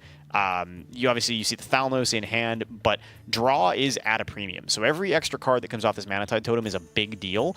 And on the flip side, board clears are at a premium for Paladin. They are the most powerful thing that Paladin has to offer in this matchup, because once there's a whole bunch of stuff on the board, the Quality Consecrate just handles so many things all at once. You really can't afford to just throw those away. Ivory Knight here is nice, and Spike Root Steed and Lay on Hands both very plausible. I feel like Lay on Hands is the better play, just because Spike Root Steed throws up a gigantic flare that says, "Hey, do you have Hex? Because if you have Hex, you should Hex." But if you're looking to protect your potential Tyrion forward ring, might be okay with that. One nice thing about the way that Ivory Knight went down is because the Paladin was at 30 health, there was no context given to what the spell was, so Mexico realistically has no idea what came off that. I really like this from Mexico. Thalnos into double Maelstrom Portal, obviously just super wide on the board. Maelstrom Portal's not going to do much for you later than turn 7, so let's just do it. Let's just put that out there. And again, let's ask Taiwan, where's your removal? You need to get this Mana-Tide Totem out of commission. You need to do something to slow this game down for yourself. Whoa, whoa, whoa, whoa, whoa, whoa, whoa. That's a Spirit Echoes.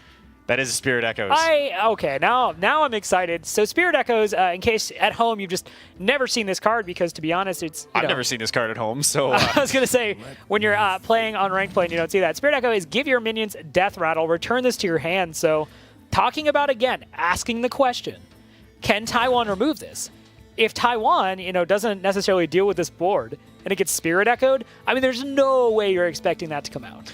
And Spirit Echoes is cheap enough that you may just say, you know what, we're going to hang on to this and we're going to wait until we're able to put down multiple creatures. Like, if you're able to get even just Aya into Spirit Echoes, like, there's so many things about that are terrifying. And this doesn't even clear the board. It also means giving Empanizado another card because Thalnos has to die. This is a really interesting situation. Double Spirit Echoes. Okay, now I think that's crazy. It is crazy. That is truly crazy. I could see one Spirit Echoes. Like, I'm ready to be wrong, and honestly, this is one of those situations where, I'm wrong a fair bit, so I really want to be wrong on this one because I want double Spirit Echoes to be totally valid. But, like, what in your deck? Like, what situations, you talked about, maybe you have a full board, maybe you spend 7 mana building a board, and then you kind of get the value Spirit Echoes. Man, I want to talk to Empanizado after this and see if he's actually tried playing this, if this is something that's been successful for him. I mean, this definitely feels like something that's been tested, because I'm looking at it and I'm thinking, you know what? You forced out the premium removal from the Paladin with a board that consisted of the 1-drops from your Maelstrom Portals and 1 thing from below. Like, this was not a serious threat, and Paladin with all the healing with a Lay on Hands off of an Ivory Knight, like, they were not worried about taking 5 damage. They're playing around Bloodlust is really all that is. So in this situation, like, Mexico can just say, yeah, here's Aya. Let's see. What do you got? Can you do it again? Can you keep clearing the board? And if they can't, all of a sudden, you're starting to think, like, next turn, there's room here to hit, a Jinyu or something off the top of the deck and play a Spirit Echoes and just have this ability to never run out of cards. Like, we were just talking about how draw is at a premium in Shaman. Draw has always been one of the major vulnerability points of Shaman because there's just so little in Shaman that is draw at all, and the draw that does exist is weak, right? Mana-Tide Totem, maybe you get 1 card, sometimes you get 2. Ancestral Knowledge is gone. Like, there's just not a lot of really great ways to get additional cards back unless you're playing something insane like a Cult Master. This is it solves draw because you just dump your hand and say, okay, now all of it has a Death Rattle. Paladin doesn't have Mass Dispel. What are you going to do? I love that we're just up here having like a dissertation on Spirit Echoes. Like, that's how much I enjoy this set. Like, I just want to write like my midterm paper. I'd be like, why I love Spirit Echoes. But I want to point out, there's a very real world where Aya Blackpaw gets Spirit Echoed, and then like later comes down again, and then is Spirit Echoed again. That's not quite Jade Druid levels of like, oh my god, what's happening in my life, but it's pretty darn close. I was gonna say it starts to put the concern in the head of Tom here that, like, yeah, you're looking at this board and you're thinking, oh, we can contest this. There's a bunch of little stuff and we got a bunch of medium-sized stuff. This is fine. This is good. And then Empanizado says, okay, here's a Jinyu, a Totem, and a Spirit Echoes. Now what? And if you're Tom in that position, you go, oh, I have no idea. Like, that's not an eventuality I think they're even playing around.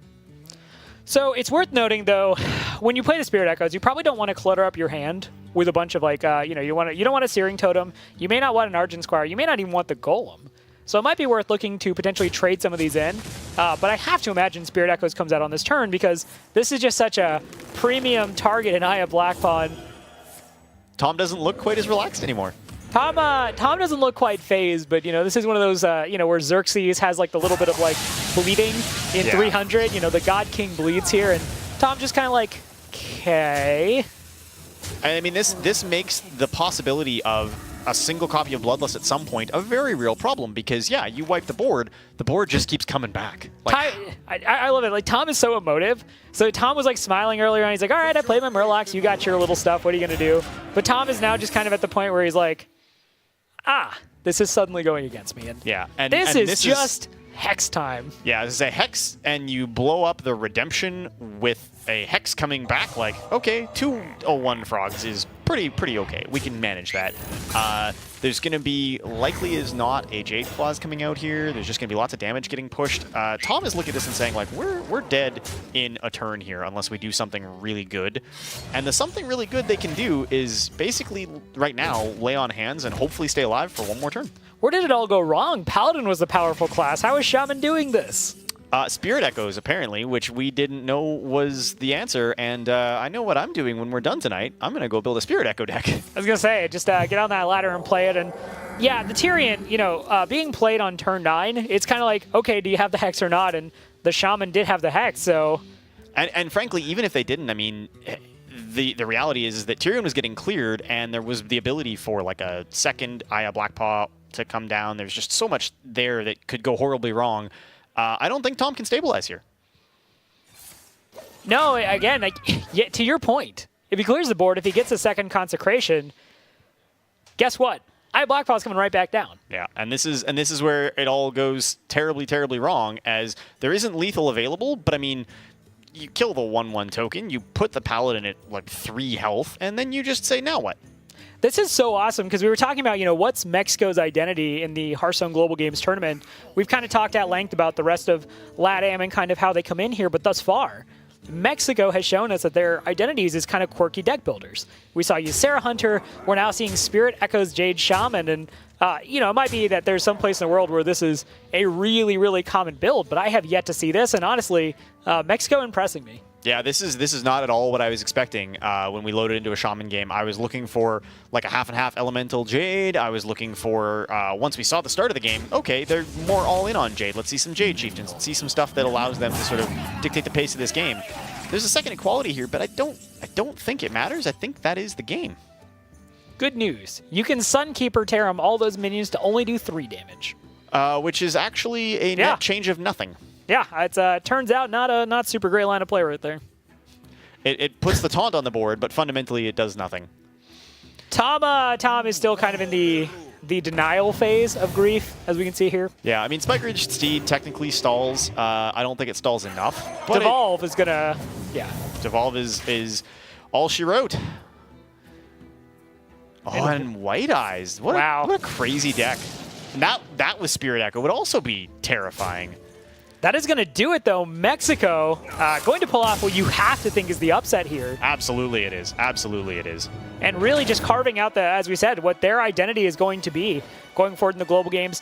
They got this win. They're now 1-1. There's signs of life. And for Taiwan, this is, again, the God King bleeds in this group.